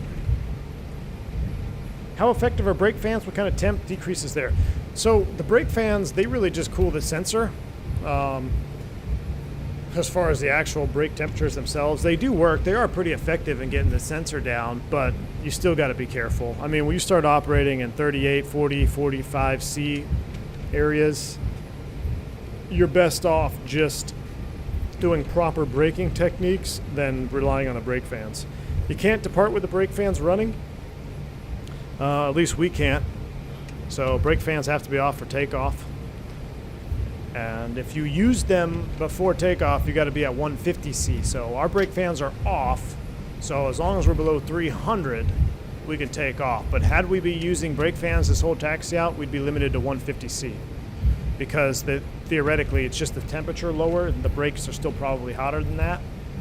And right around 300 C is right about the cook-off temp for the hydraulic fluid.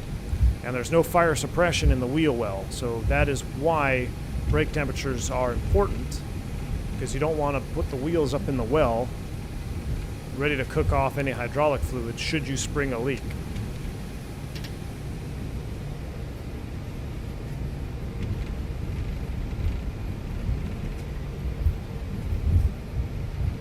Pablo says, I was the same. I was thinking, I'm not getting it, I won't fly it, but then watched his review and thought, I might not fly it much, but it does look super cool. Now what do I do? Yeah, it looks really good, man. I don't know if we're going uphill. We're doing something.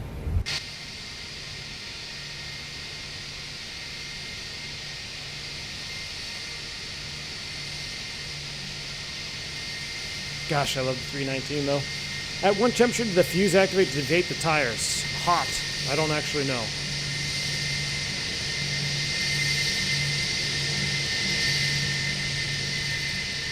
You're talking about the fuse plugs in the tires? Yeah, you really got to cook them off. Ooh, look at a Cactus 321 out there joining the party.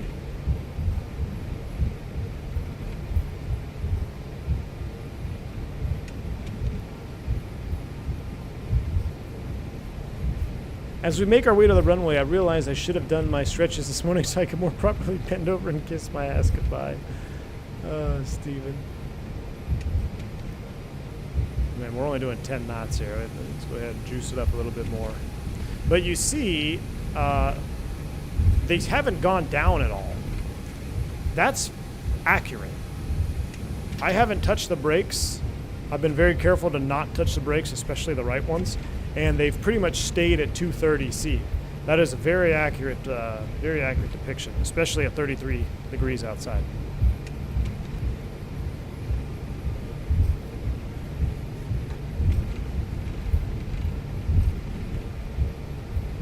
A319 is so mid. Oh, Josh, you're killing me, man.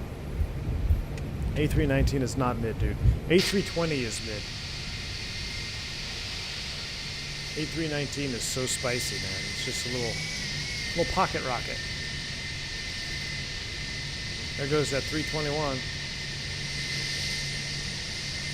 Although, it almost looked like we had a crack in the fuselage right here, doesn't it? Albuquerque traffic, Cactus 357, we're departing runway 8, Albuquerque. Alright. Still haven't hit the brakes. Took this turn a little fast. X-plane might be ripped, but kudos to Toliss. This is absolutely fantastic. Yes. Kudos to Toliss indeed, man. They've really put some work in this airplane. They have really put some work in this airplane.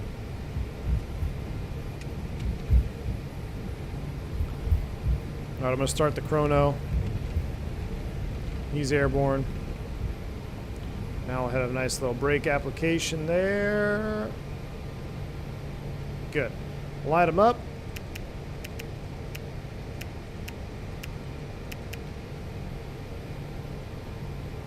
One last check. It's 230. Put that on my side. We'll go 30 more seconds because we'll probably outclimb them.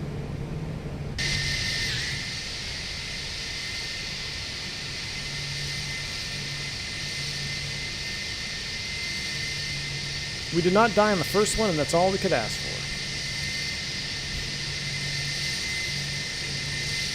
Yoga's in chat. This may be the last time you get to use your yogas on this channel, because we may, if we crash, we're going to have to get rid of the yoga emoji. Alright, there's a minute, just about. Reset the chrono, get my PFD on, nose forward on the stick, spool them up 50. Godspeed, friends. There we go.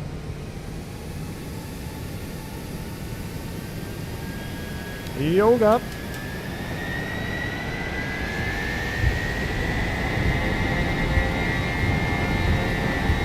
Sounds pretty good. Toga, SRS runway auto thrust blue.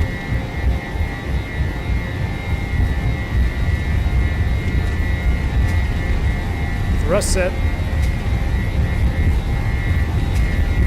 100 knots. Check.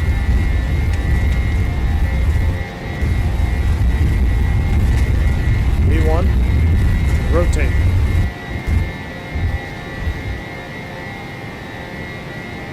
Positive rate. Gear up. Navin. Fly with.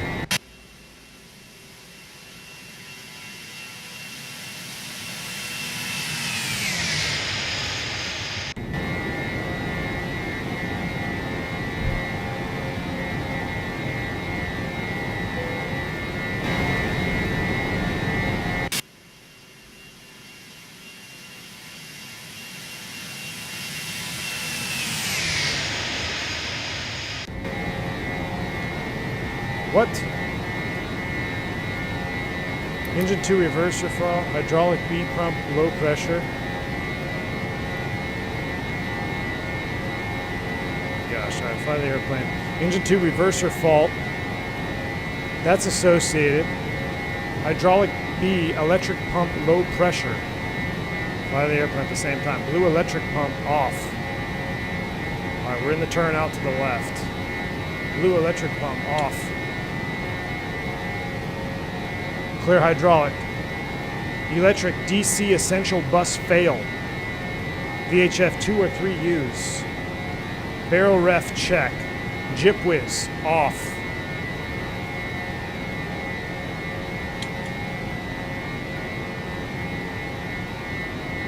Barrel ref 3027 check. There's S speed flaps 0. Continue to fly the airplane. Clear electric, clear electric. What is going on? Well, I think we lost FMG. Oh, we had FMGC out again, didn't we? Saw that pop up too. FMGC1 is out. All right, autopilot 2, you have control. Pack 1 is at an issue too. What is going on? Status. Hold on, let's go here. FMGC flight plan.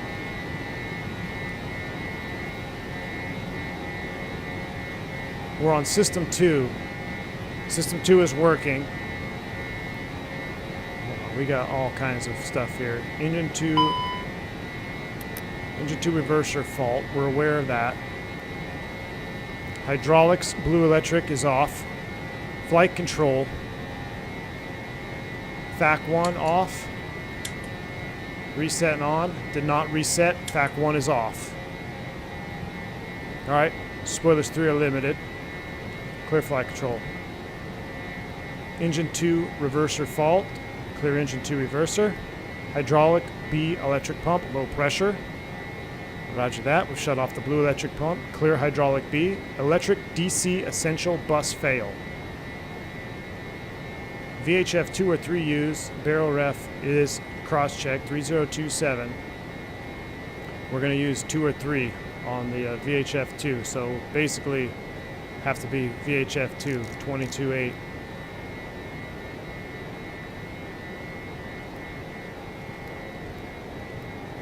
All right.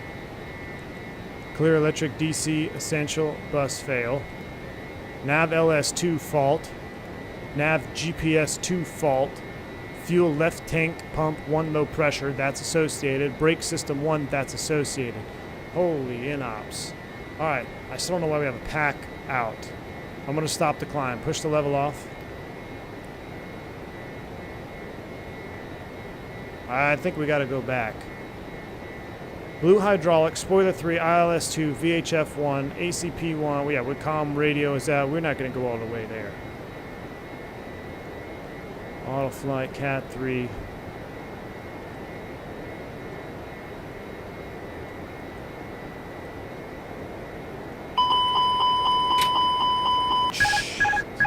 I have control.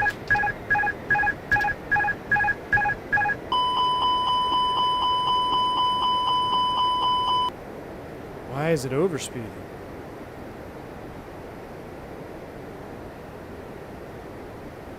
I have control. Flight director off. Give me the bird. We're level 16.5. The engines are fine. All right, we would 100% be diverting, but we're going to keep going because I want to get to Phoenix. I think I hit level off and it just, the thrust was like, nope. All right, I'm going to set, let's do this. We'll get to the ECAM in a second. We're going to set 17,000 feet. Open climb heading. Climb thrust. Auto thrust. So we lost auto thrust. Our auto thrust is in op. We just lost our auto thrust. Okay. Okay. Manual thrust.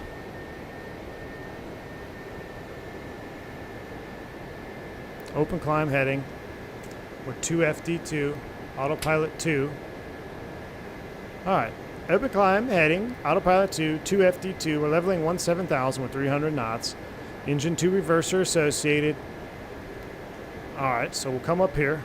Pack 2 is in op. Or Pack 1 is in op.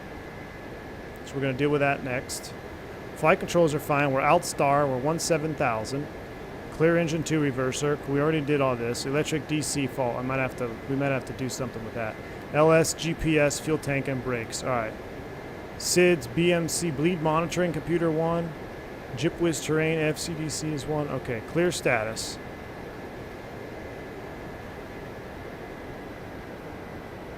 Auto thrust is in op. I can try it again here. Let's try it again. I'm going to go into the auto thrust. Auto thrust. Nope. Auto thrust is in op. All right, where are we at? We are map not avail. Let's go arc mode, and we got to sync these up. So let's go 40 miles, 40 miles. Let's go further. We got to follow the FOs. At this point, we're going to go direct to slider. Insert. Navin. Let's continue climb. Make it 300. Open climb. Climb thrust. Up to 300. Alright. I gotta go over this DC Essential.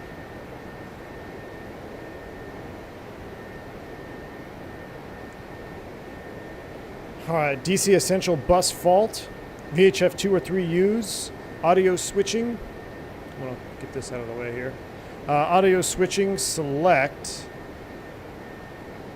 So I need to go, well, does that work?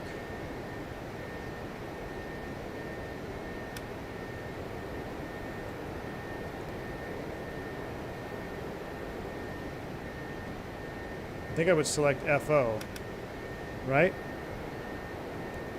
Yeah, because 2 or 3 U's, so audio switching panel to FO3. All right. Barrel ref check. Cross-check the barometer references setting on the FCU and the PFDs. Well, we're going to set standard right now. STD, air pack 2 regulator fault.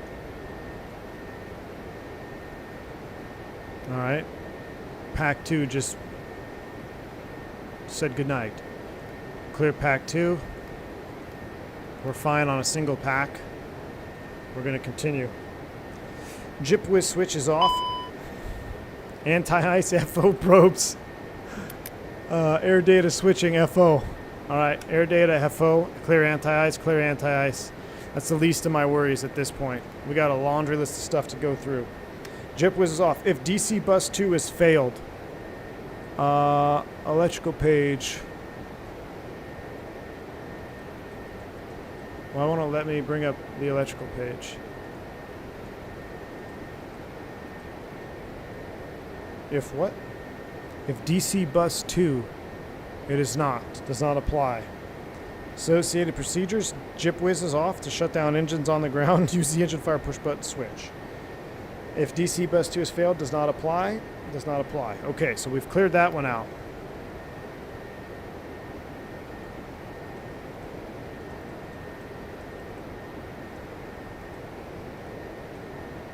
So now we got to deal with what's battery 1 doing? All right, battery 1 has got issues. 26.8. Why is battery 1? Because it can't charge off the DC Essential?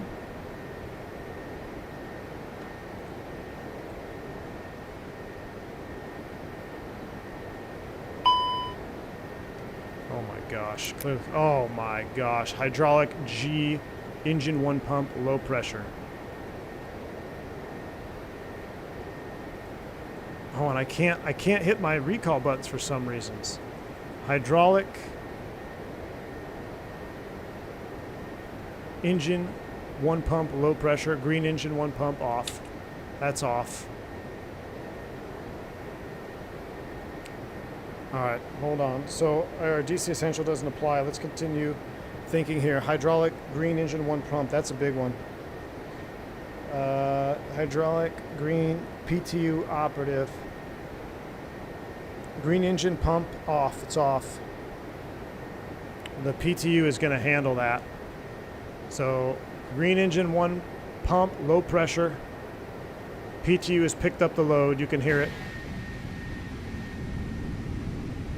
You'll be able to hear it running. All right. Jeez. I don't know if we're going to make this, y'all. Hydraulic green engine 1 pump, low pressure. PTU is the operative. It is. So the green engine 1 pump is off. If we lost the PTU, we'd have other issues. But right now, we're okay. We'll continue on. Air pack 1. Regulator fault. 319, crew awareness, in-op.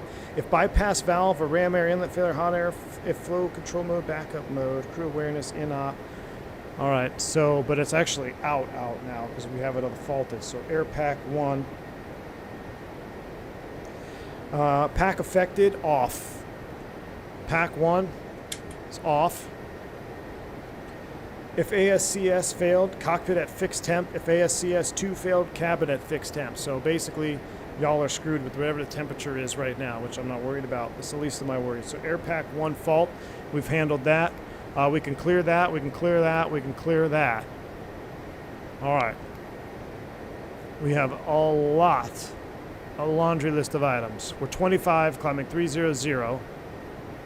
PTU is going to run the whole flight. I just wonder why I can't use these push buttons now. Is that part of the failures? Audio 3 transferred. You can see that PTU, that's going to go on and off the whole flight. All right, 25 to 30. We're looking good. We're still looking, look, we got all our fault lights out except terrain, that's associated. So right now,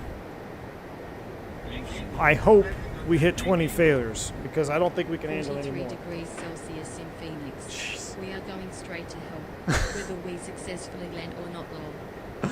Oh my gosh, Havoc, thanks for the $5 bank angle check, man. Yes, 43C in Phoenix. This is going to be spicy. We're going to have partial spoiler, idle reverse. It's not going to be good. This is not going to be good. Believe it or not, guys, this is really crazy. We still do not have a land ASAP message. Now, with all this stuff, laundry list happening, I don't know. I mean, I'd say I'd divert in real life, but I don't know if I really want to go back to Albuquerque. Phoenix is only going to be... The airplane is still flying. Phoenix is 222 miles. It's still a little bit longer than I'd like. Maybe something in between here and Phoenix with a nice long runway. I don't know about going back there with the green system, low pressure, but the fact that we still are able to pressurize green via the PTU is our saving grace right now. So, sucks for the passengers, but we're still flying. Everything is good. I also missed another super milestone chat there. Brian S. Almost a year it's been. Can't wait for more. Brian, I appreciate you. Thank you. Appreciate you. Can I credit this for my sim check? I wish, man. Why is the ignition on? I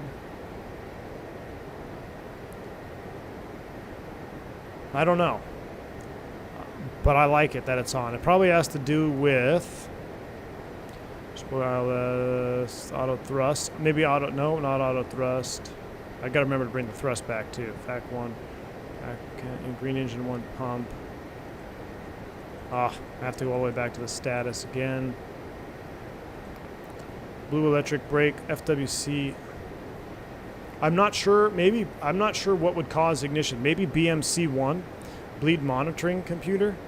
Let me look up BMC1. I don't know. I never saw that message come up.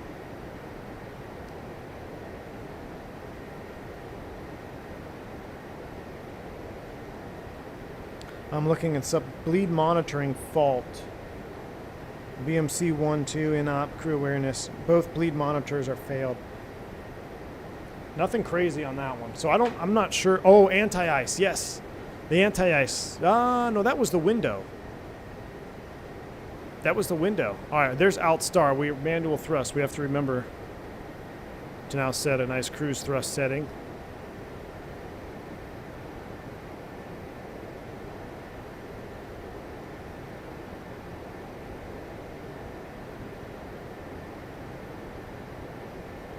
That seems pretty good there. 300. FW. Yeah, I don't see.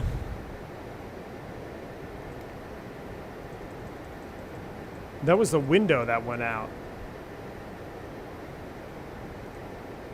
Here we go. Now I can read it a little better. Anti-ice possible cause, but I don't see that indicated here. Let me look through this again. Auto thrust, FCU, Cat 3, Cat Fac 1. Cargo heat.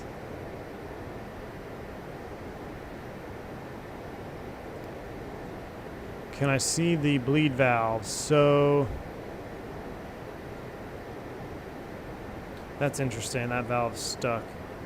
Or it's closed. Pack 1.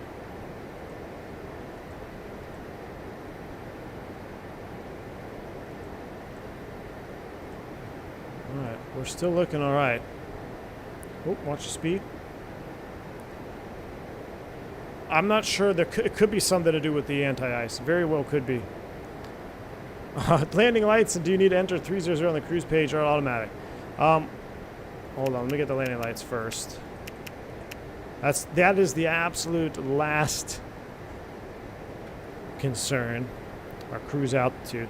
But yeah, we're in alt mood instead of alt cruise. But my whole my whole McDo is dead now. Look, my whole McDo is dead. Prog page. We could re-cruise it at 30. Out cruise. But since we have auto thrust, it really isn't going to make much. What was that? What was that?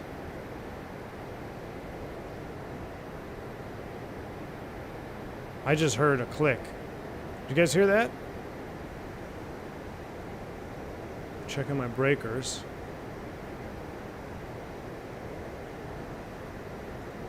All those breakers are in. Breakers are in up top.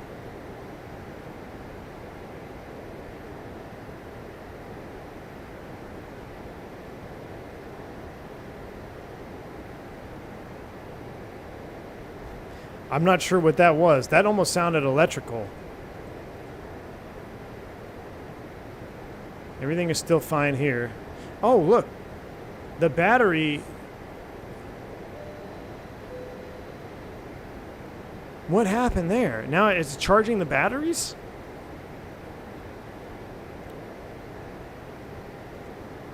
I actually do not know what that was. But what's interesting is we're now charging the battery, which we were discharging earlier. Let me go back here. Let me clear you. Still the same. That's interesting that we're charging the batteries now. There was a CB popped? Don't tell me that. Overhead still looks good. I don't see anything here. I don't see any CBs in the back popped. I can hear the PTU going though. That's just someone knocking on the outside. Yeah.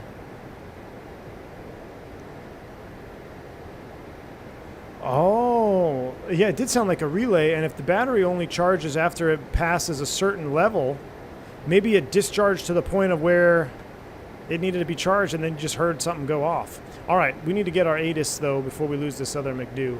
McDo, Atsu, AOC, weather request, Phoenix. Let's get the latest and greatest, and then we got to set up our landing for Phoenix. We would definitely probably be declaring an emergency. If we haven't already diverted. All right, that's back. Let's go here. Phoenix, new, print, variable at 32909 I have to do it from down here. So,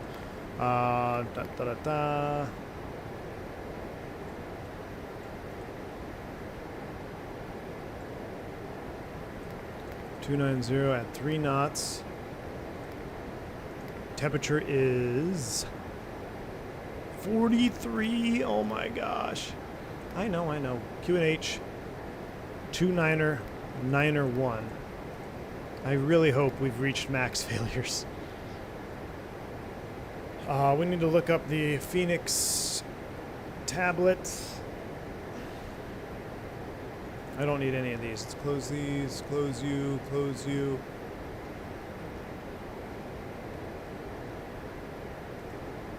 What'd I say, 2.6? That's what we're landing on. I'm not changing it now. Long runway. Approach, 2.6. Could not duplicate ops check normal. Okay to continue. 111.75, which mine's not going to work. His is not going to work either. RIP. We got no ILS capabilities, so we're going to have to do the visual approach.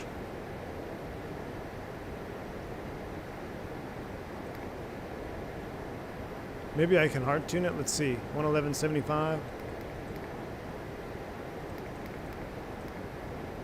Course 258. That's ICJW, IC Whiskey Juliet.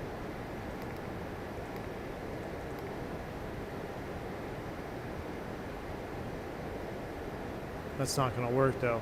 What about our ISIS? I don't know if that'll work though either. The ISIS could technically fly it, I think. 111.75. Oh, great. Now we got another issue. What is it? Clear the caution. Sec 3 fault again. Maintenance said they fixed it on the ground. Now it's Sec 3 off. Reset and on. Please come back. Thank you. Clear status. We're still chugging along now. I have 111.75. Why does the front course show... There it is, 261. All right. Attitude heading, EIS, DMC, ECAM, ND is normal, that's fine. 3 degree slope, 261. What's the bottom altitude on this arrival? We're on the Eagle.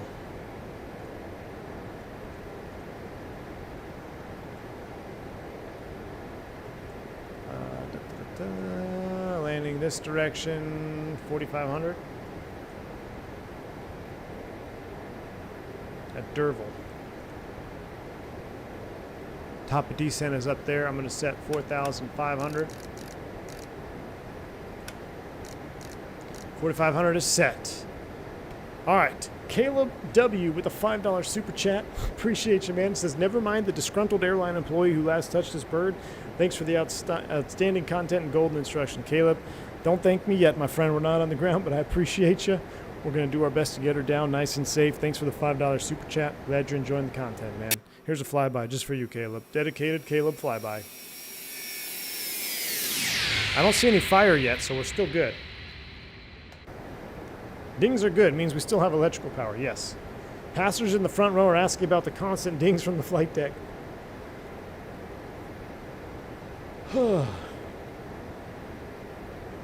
Possible causes, EIU. Oh, we did have an EIU fail. Or wing from engine mode selector switch to EIU. We did have an EIU. EIU is fail, so that could explain the ignition on right now with flaps position 0. But right now we're holding. Oh my gosh, again, I have control. Level the wings.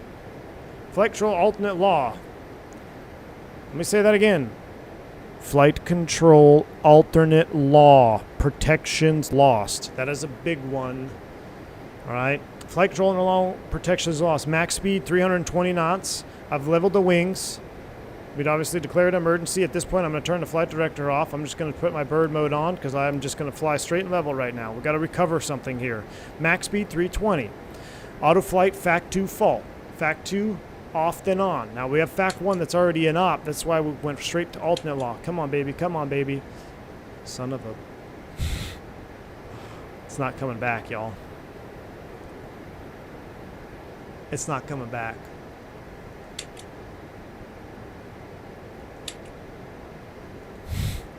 Damn you, toliss. Damn you, toliss.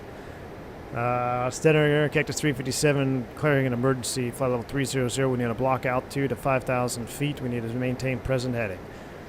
All right, that is set. Okay, we can't get that back. If unsuccessful, FAC 2 off. Did I push it off? FAC 2 is off now.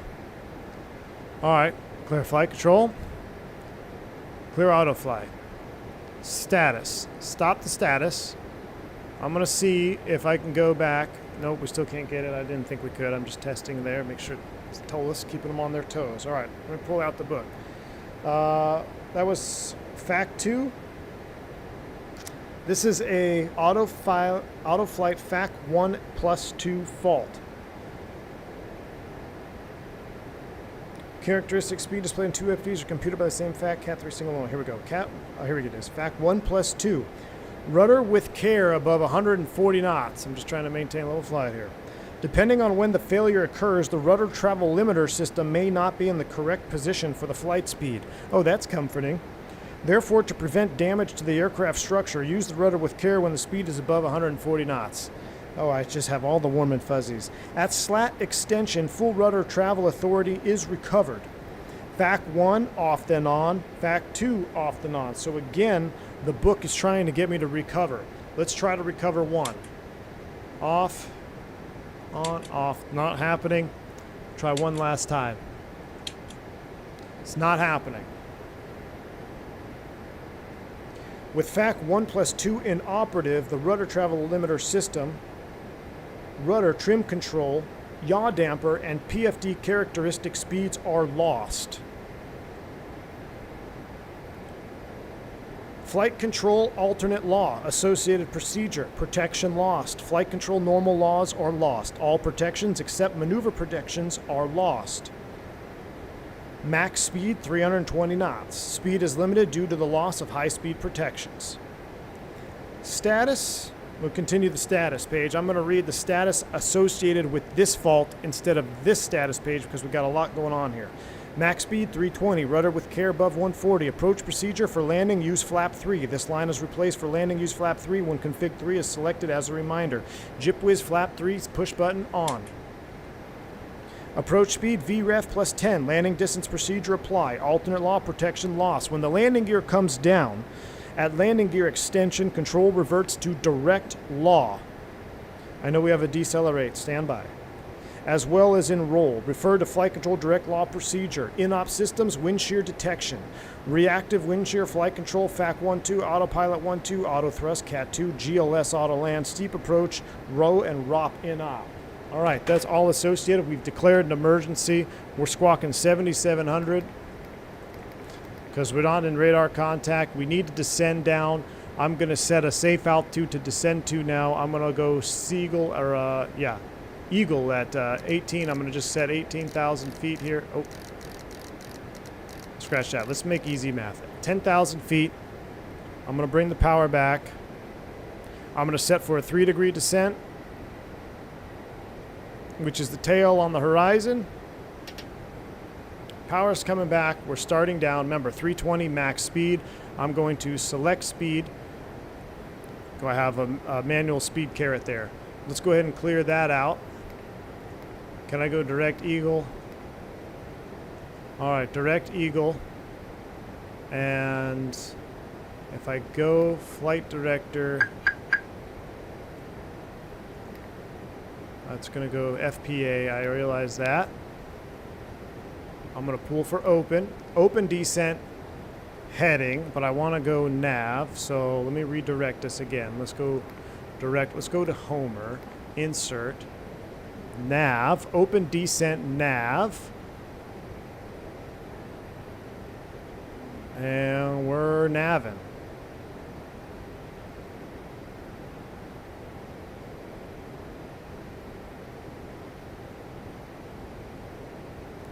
Actually need a little bit of power there, which is kind of interesting for this descent. It's not quite a full-blown open descent then. All right, status. We already read all this. In-op, blue hydraulic. Let's go over our in-ops. We're doing the best we can to nav to Eagle, or Homer. Blue hydraulic, flight control protection, spoiler 3, ILS 2, FAC 1, plus 2, VHF 1, ACP 1 and 2, GPS 2, autopilot 1 and 2, auto thrust, FCU 1, CAT 2, left tank pump, reverser 2, PAC 1, cab pressure, cargo heat, green engine 1 pump, blue electric pump, brake system 1, FWC, JipWiz, PAC 2, FCDC, SIDS, and BMC 1. All right. Clear status.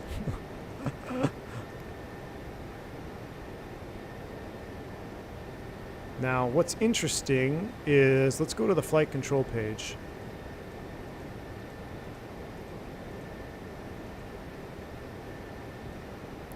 So our rudder limiter is going to be all sorts of jacked up here, I think.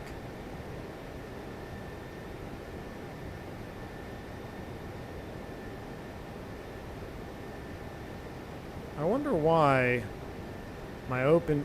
Oh, you know what? I don't think this is all messed up because of our failure, right? So we can't even use that.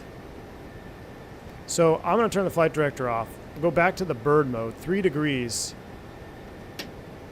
Idle. We would get a heading from ATC, basically track 220. We're idle. We're going to go ahead and pick up this descent rate to 10,000 feet. Still no drink service. Man, that's like plugging an OBD2 scanner at Nissan.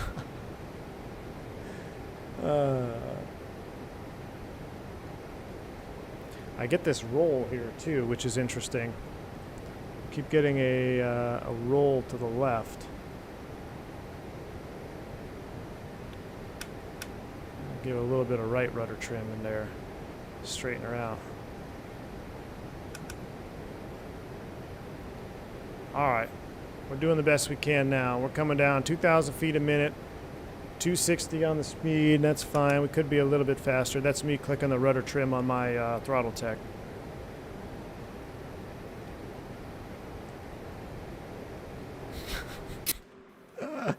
Douglas Phillips with a $20 super chat says, I'm going to write a strongly worded letter to Bourbon Airlines. Douglas Phillips, appreciate you, man. Thank you so much for that massive super chat. Yes, a strong word is going to be necessary here for Bourbon Airlines. They need a strong talking to. Let's see if we can even get a... Let's see if we can even get some data here. Reversers, off, brakes, low, pilot VAP. What would it? VAP plus 10. Flap config 3.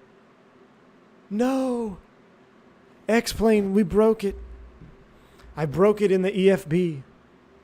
I broke it in the EFB trying to get a stupid landing data. I broke it. I broke it. X-plane has died. Autosave. Let's try it. Can I get some X-planes in chat? Hold on. We might have autosave. We might have autosave. Now, it's going to be interesting, though. It's going to be interesting to load an autosave with that many failures. I don't know. We're going to see. Sim X-plane 12 fault. So, what do I do? Do I go new flight, toliss? I tell you what, to make life easy, let's just load it in Phoenix. Let's just load it right there on 2.6. Start flight. It's going to burst into flames. We're going to see if autosave will clutch this. Load power into the plane first. So yeah, we'll load it up. We'll get the plane started, and then we'll load the autosave. Well, but we only have 5 minutes to get the autosave up and running. You can hear my avionics fan in the background. Oh my gosh. I'm just going to power the plane and load the autosave. Screw it. I'm going to power up the plane, load the autosave. Because autosave is every 5 minutes. So if we don't get it done within 5 minutes, it's going to reset the autosave. You know what I'm saying? Or it may even be shorter than that.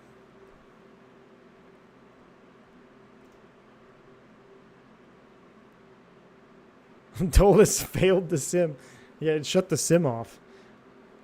It might just be a troll move from Toliss to be like, all right, if you survive this long, we're just going to crash your sim. Whoa. Well, this looks interesting here. All right. Done. Power it up. I'm going to get all these on.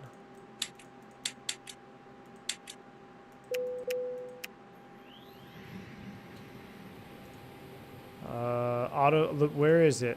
It's every 5 minutes. So... high pressure air on. I'm starting engines.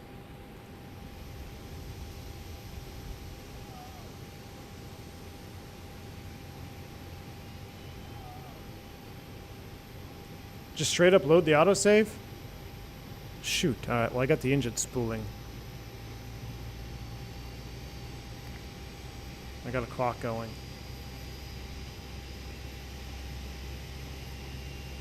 Engine 2 start fault.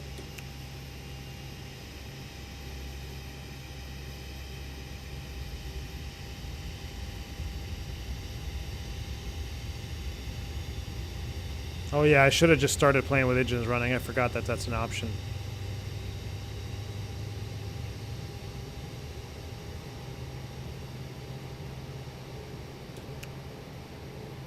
Crossbleed needs to be open.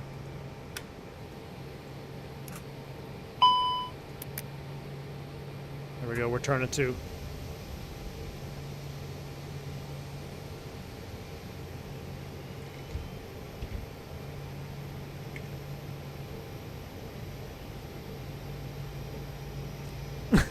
Hardy.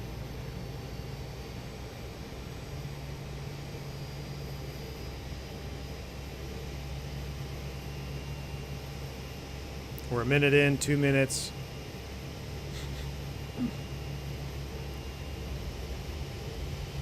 Aaron says load it because it's less glitchy with the engines running, so we're almost running. 10 more seconds, we'll be up and running.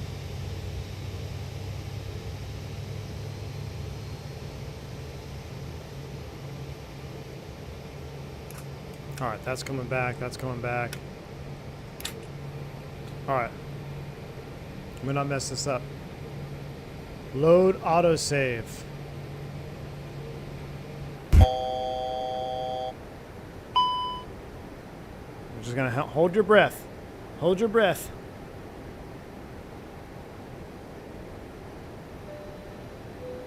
We're flying?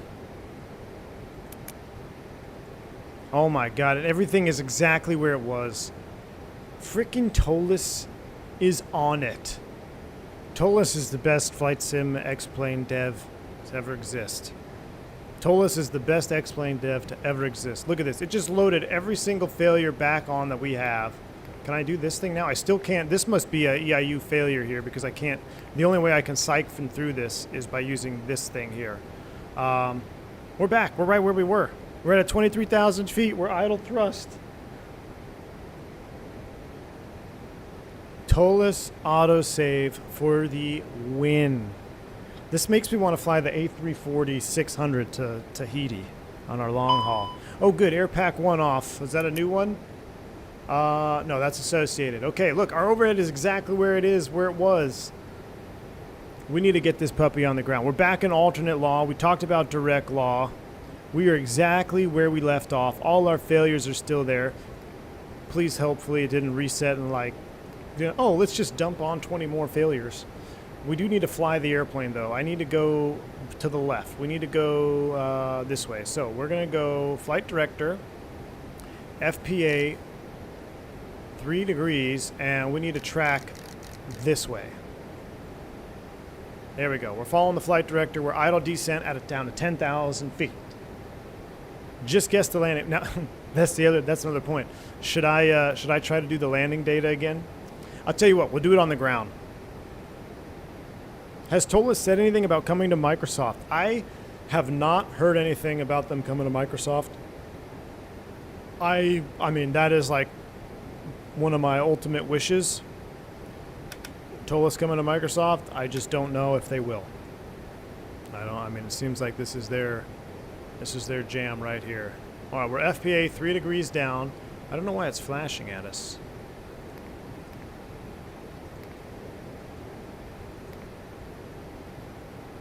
$111.75. Bugs. I can't. LS push buttons are on. What is our approach speed? We're gonna have to add 10. So VAP, we're doing 140 with flaps config 3. I need to clear that out. It'd be 135, so it'd actually be 145 config 3. We're config 3 on the overhead, direct law on touchdown. Man, we got this killer roll here. I'm gonna cheat with the FO side up right here. I need to come more left.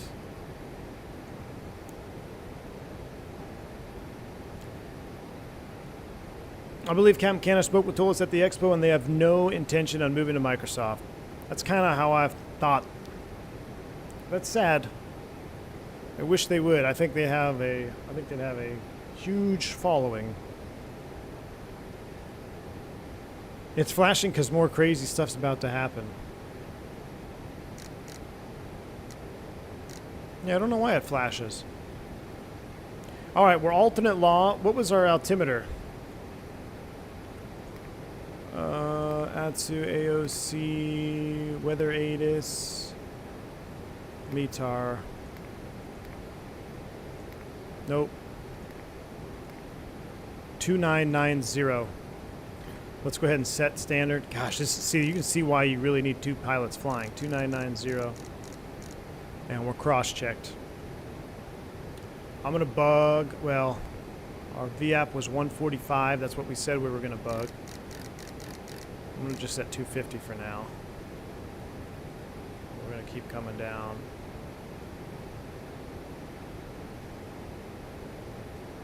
Increase this descent here.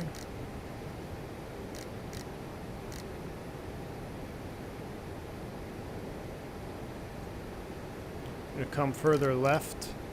About 205 on the track. 4 degrees down, 205 on the track. We're coming left. PTU is still running in the background. Is it common to get a situation in recurrent sim training that is impossible to get to a runway some way? I don't know. Depends. Depends on what scenario you get. Depends on what scenario you get. All right, we're alternate law. We're 4 degrees down out of 16 for 10. What was that?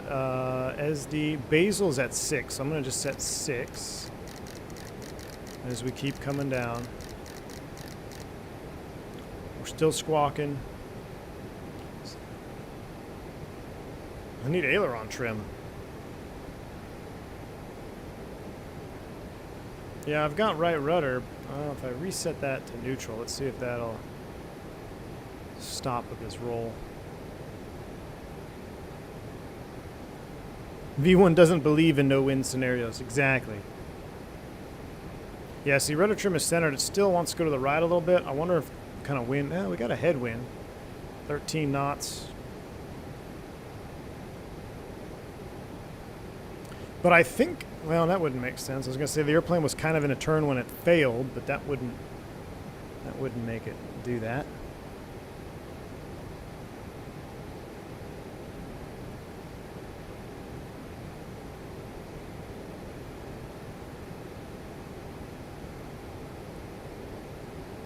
All right, out of 14 for 6, we still can't use the speed brake, right? That's another issue that we have. But we need to hurry up and get down. Let's go ahead and go on down. I'm going to get the flight director off there just because it's starting to... I don't like that flashing. We're just going to keep it in bird mode. Now, an emergency aircraft, you could exceed 250 below 10, so I'm going to go ahead and just get on down to 6,000 right now. Let's go ahead and pitch for speed. Power's at idle. You know what? Who said that? Christiana, you might be right there. I just put my hand on my thrust levers and they weren't at idle. Oh, good. Oh, no, that's not good. Hydraulic green, low level, PTU off. We just sprung a leak on that side. Oh, not good. All right, hydraulic green, blue, system low pressure. Rat, man on from the hydraulics. Rat, man on for hydraulics. Clear the caution. Rat is up. Oh my gosh. That is problematic. We stopped the leak though because you don't want to have a spring a leak between all of them. All right, hydraulic green reservoir low level, hydraulic green system low pressure. So we have green and blue.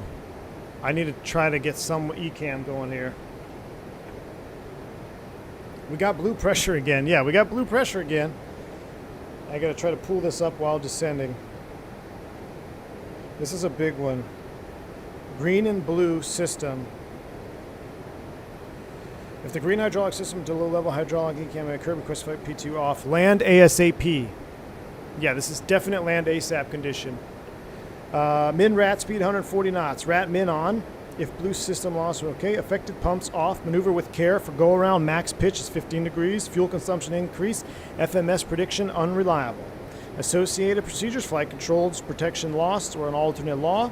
Max speed 320.77. We're exceeding 320 right now. We got to come back on it. We got to come back on it. Speed brake do not use. If blue system recovered, see procedure for single failure.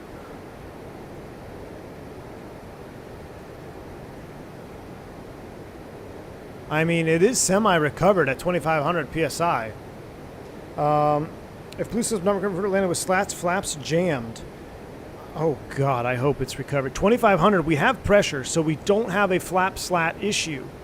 Wheel and flight controls, though. Let me go through some more of this status. Green hydraulics. Flap slow. Cat 1 only. Continuing on here.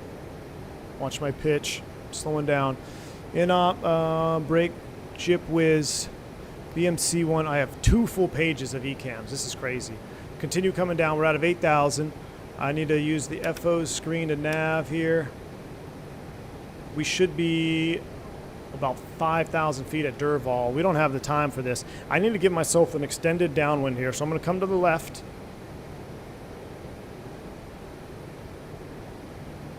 I don't think we have enough to get the slats out.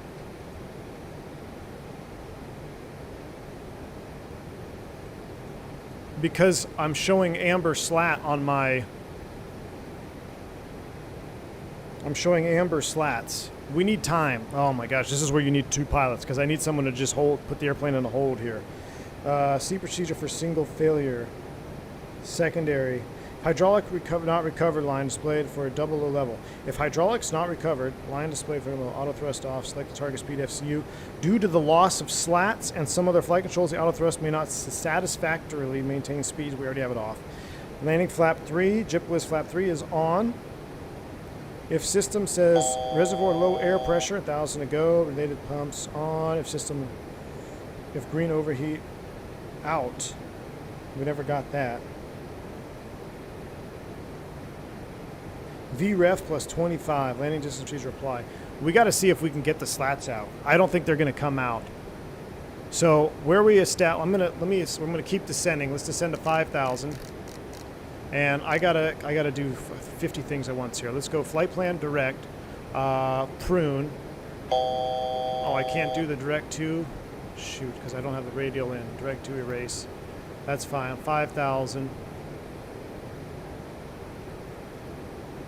We're going to slow down here, and we're going to try. We got to do a little bit of a troubleshoot.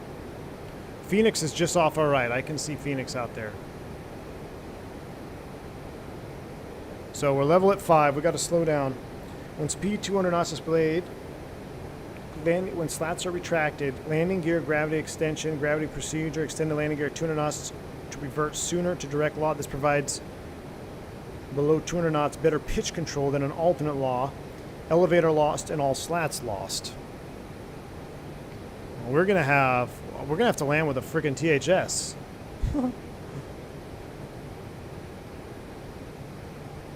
Hold on. If hydraulic not recovered, line not displayed for double the level.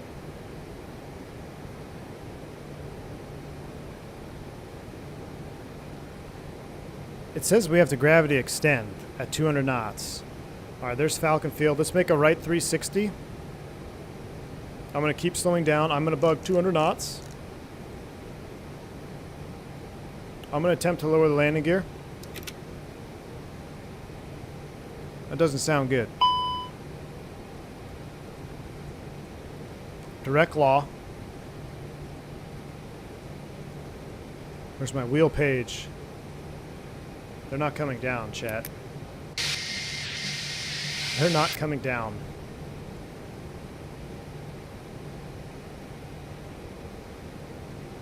Alright. So, that's alright. We can fix that. I know landing gear not down and locked. Clear the caution. Okay.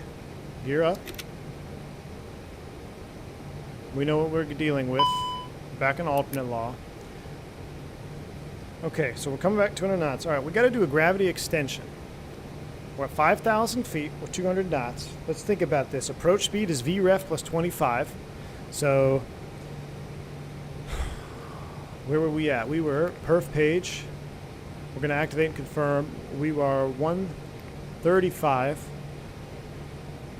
I'm going to bug 180 knots because we can't get slow now. So I'm going to bug 180. That's it. No less than 180 right now.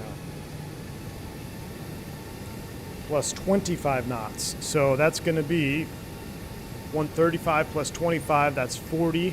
That's 160 knots on our VAP. Okay? 160 is VAP. Now we're going to execute the landing gear manual extension procedure. Let's go ahead and watch our altitude. Let's come back up to 5 thou. When the gear comes down at landing gear extension below 200 knots, we'll have better pitch control. I'm going to attempt to get a flat position though right now. So let's go ahead, before we do that, let's attempt flat position 1. Now our slats are not going to come out, but we may get flaps here.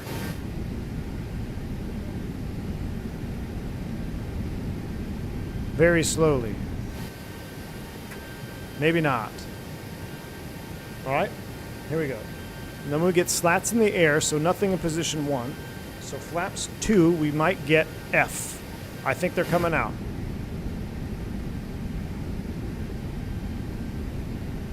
Alright, we're getting flaps out. We're going to maintain this right-hand turn here. Trying to fly at the same time. We're a little bit low, correcting. I'm going to come back up to 5,000. I can see Phoenix off the nose right there. Let's come back up to 5 thou. Alright, we know our approach speed then is going to be 160, so I'm going to continue to descend or decelerate to 160 knots. We're going to put the flap lever into position 3. Will be flap 3, slats 0.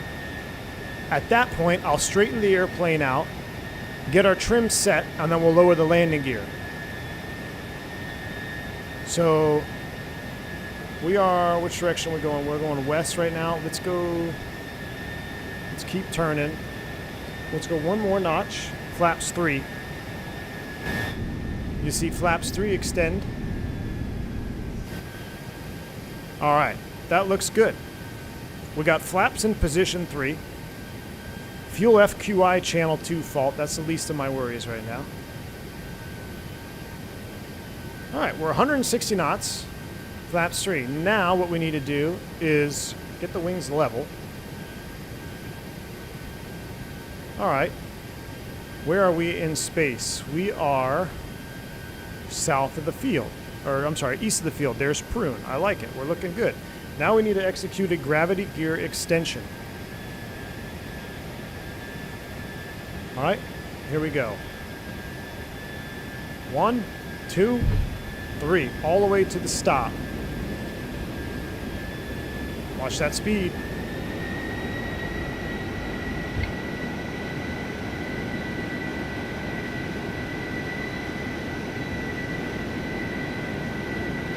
Come on, baby.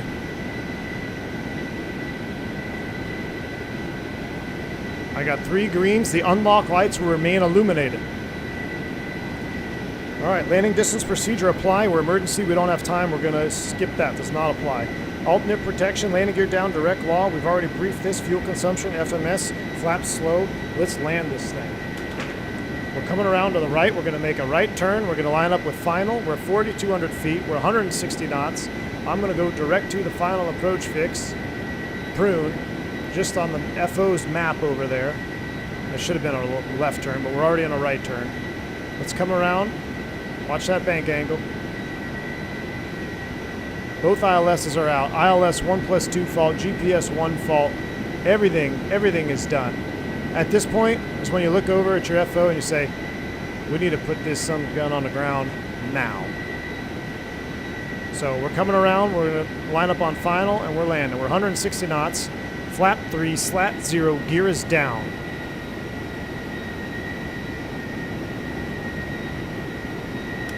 GPS primary lost. Beautiful. We don't need it anyway. I think it's right off to our right.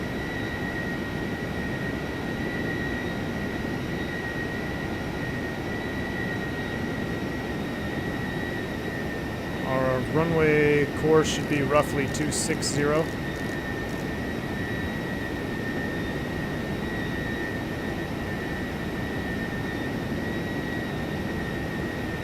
Oh, I should have put the gear lever down before I did that. There's our used man pitch trim. Direct law. Now she's going to be super sensitive. Super sensy. If that's the only thing, there we go. Now our red up there, our lights are out. There we go. If that's the only thing I do to screw us up, I'll be happy with that. I should have had the gear lever down. Should have the gear lever down before doing the manual gear extension. All right, 2.6. I see the runway. I see the runway. Now it says trim for neutral elevator, so I'm basically, we're pretty much neutral right now. Which is why I wanted to level the wings before we do that gravity extension, because it should then essentially lock the THS. A little slow correcting.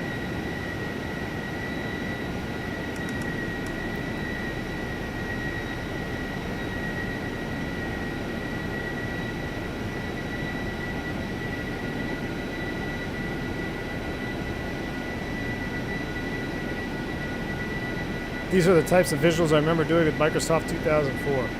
Ouch.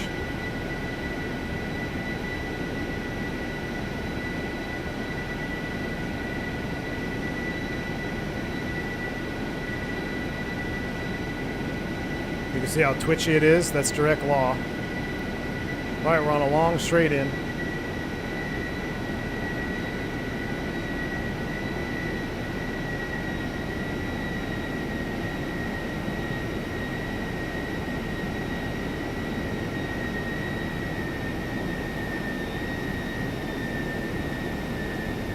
So I'm trimmed for neutral elevator. So I gotta maintain pressure, or else you see it wants to come up a little bit. Or because I'm a little bit fast, so I need to slow down, or else it's gonna want to fight me. That's not direct law, that's Microsoft Flight Sim law. Shots fired.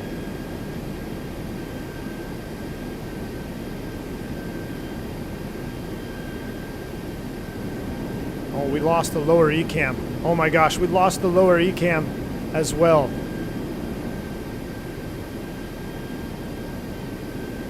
We're getting her on the ground. We are smoking the brakes on this one. We need to come down. We're going to come in a little bit low. We're definitely coming in fast, but we're coming in low. We're not going to flare, just like we did in Albuquerque on our last issue, our last flight with issues. We're going to just put this sucker down right when we cross that threshold. That's the plan. Just arrest the descent rate so you don't break it. And then we need to monitor our brakes, because I'm not so sure we're going to have normal braking either after all this. 2,000. Team Vodka, you're right. We still have engines. All is good.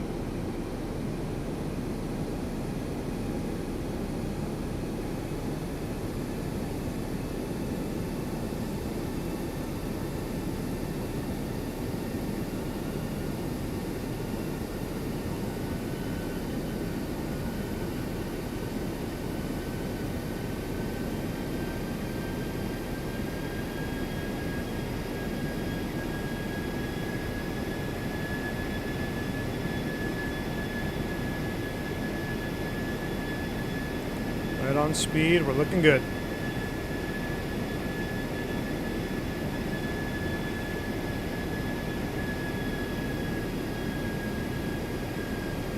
Hey, Tempe Town Lake off our left. That's actually there. With the bridges. 10 for 10 on the scenery.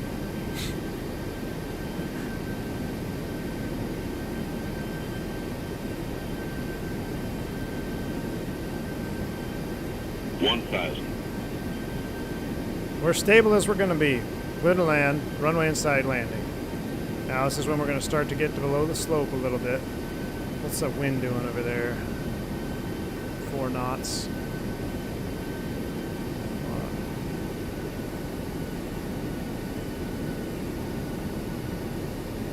Alright, I'm 2 whites, 2 reds. I'm going to come down a little bit lower now.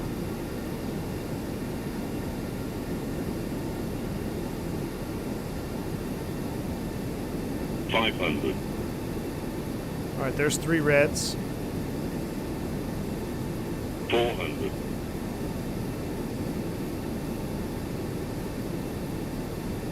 300. Nice power lines. As soon as we clear the power lines, we're going to dip all the way down. 200. There's 4 reds. We'll clear the power lines. Nice pine tree on final here. 100. All we're trying to do is not break the gear. 50. 40. 30. 20. Retard. 10. 5.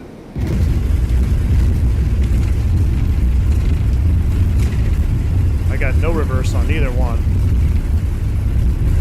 We have braking. Jeez.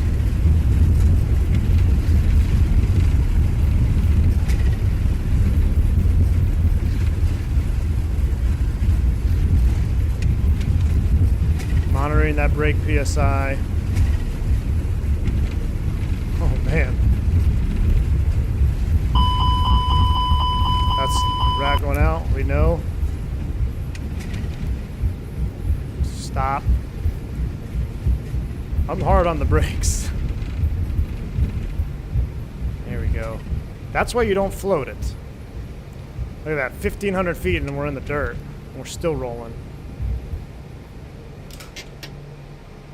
Float attendant stations. Brakes are set. We have pressure. Whew. Look at that. We forgot to turn our lights on. Oh my gosh. Let's get tugged to the gate because I'm about done. I am about done. Let's go ahead and we're gonna go ahead and just shut her down.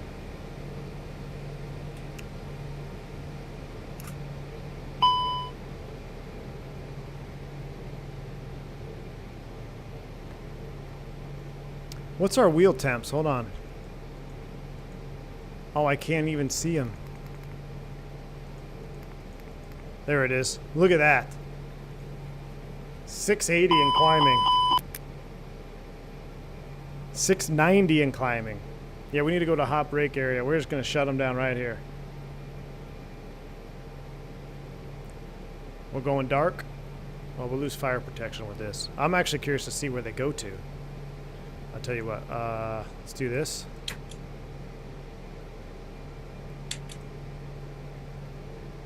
Actually, better yet. I was going to say, is our APU not going to start?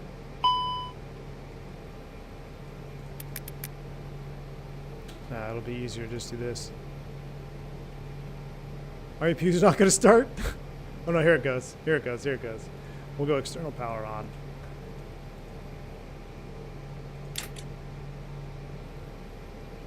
We actually are supposed to shut this down here.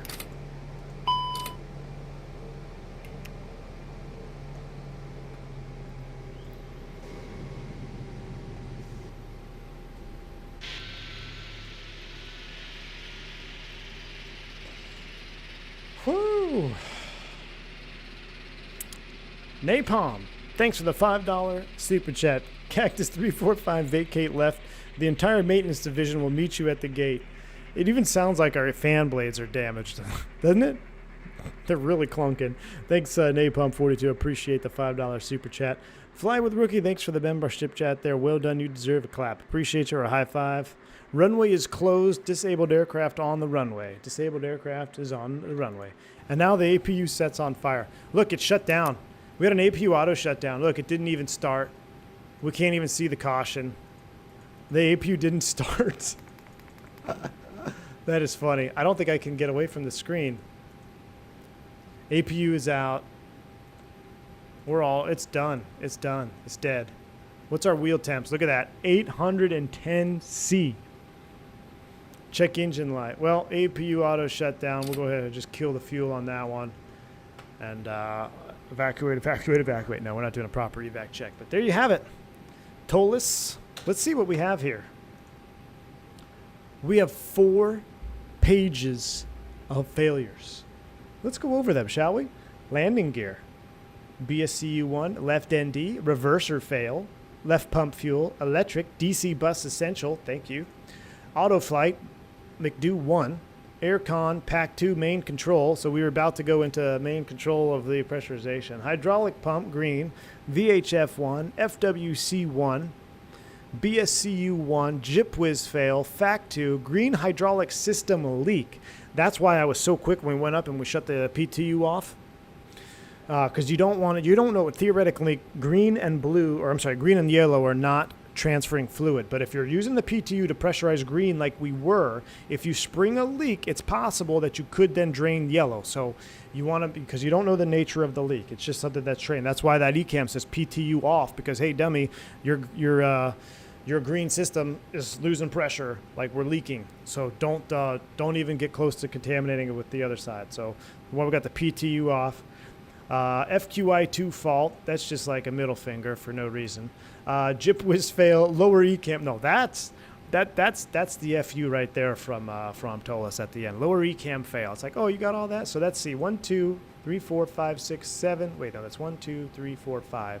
So 5, 10, 15, 16, 17 faults. We had 17 stored faults, and we are safe. And I think it's safe to say the challenge was accepted and the challenge was successfully completed. I think Torsten needs to up the ante on the failures. What do you say? I think we should do, well, we didn't hit 20, so maybe not. I take that back. It doesn't need to do that at all. Let's leave it the way it is. It's perfect. We were at 17 failures. Let's see if it'll replay here.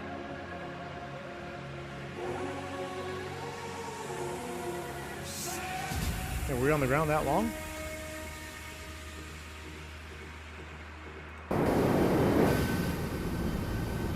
Where's tower view? You can even see the rat out from tower view.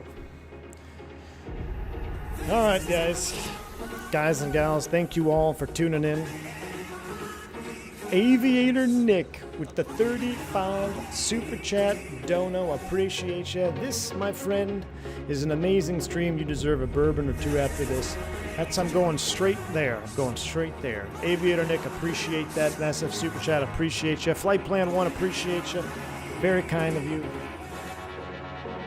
We'll watch this one come in here and land.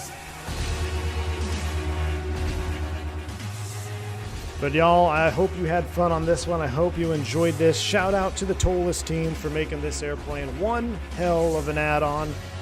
It really is my favorite airplane on the X-Plane platform.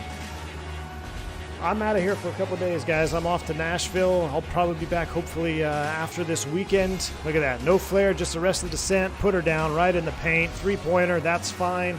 No reversers, no spoilers, on the brakes, 900C. Oh, did we just blow a fuse plug? Oh my goodness. I can't anymore. I'm done. I'm out of words.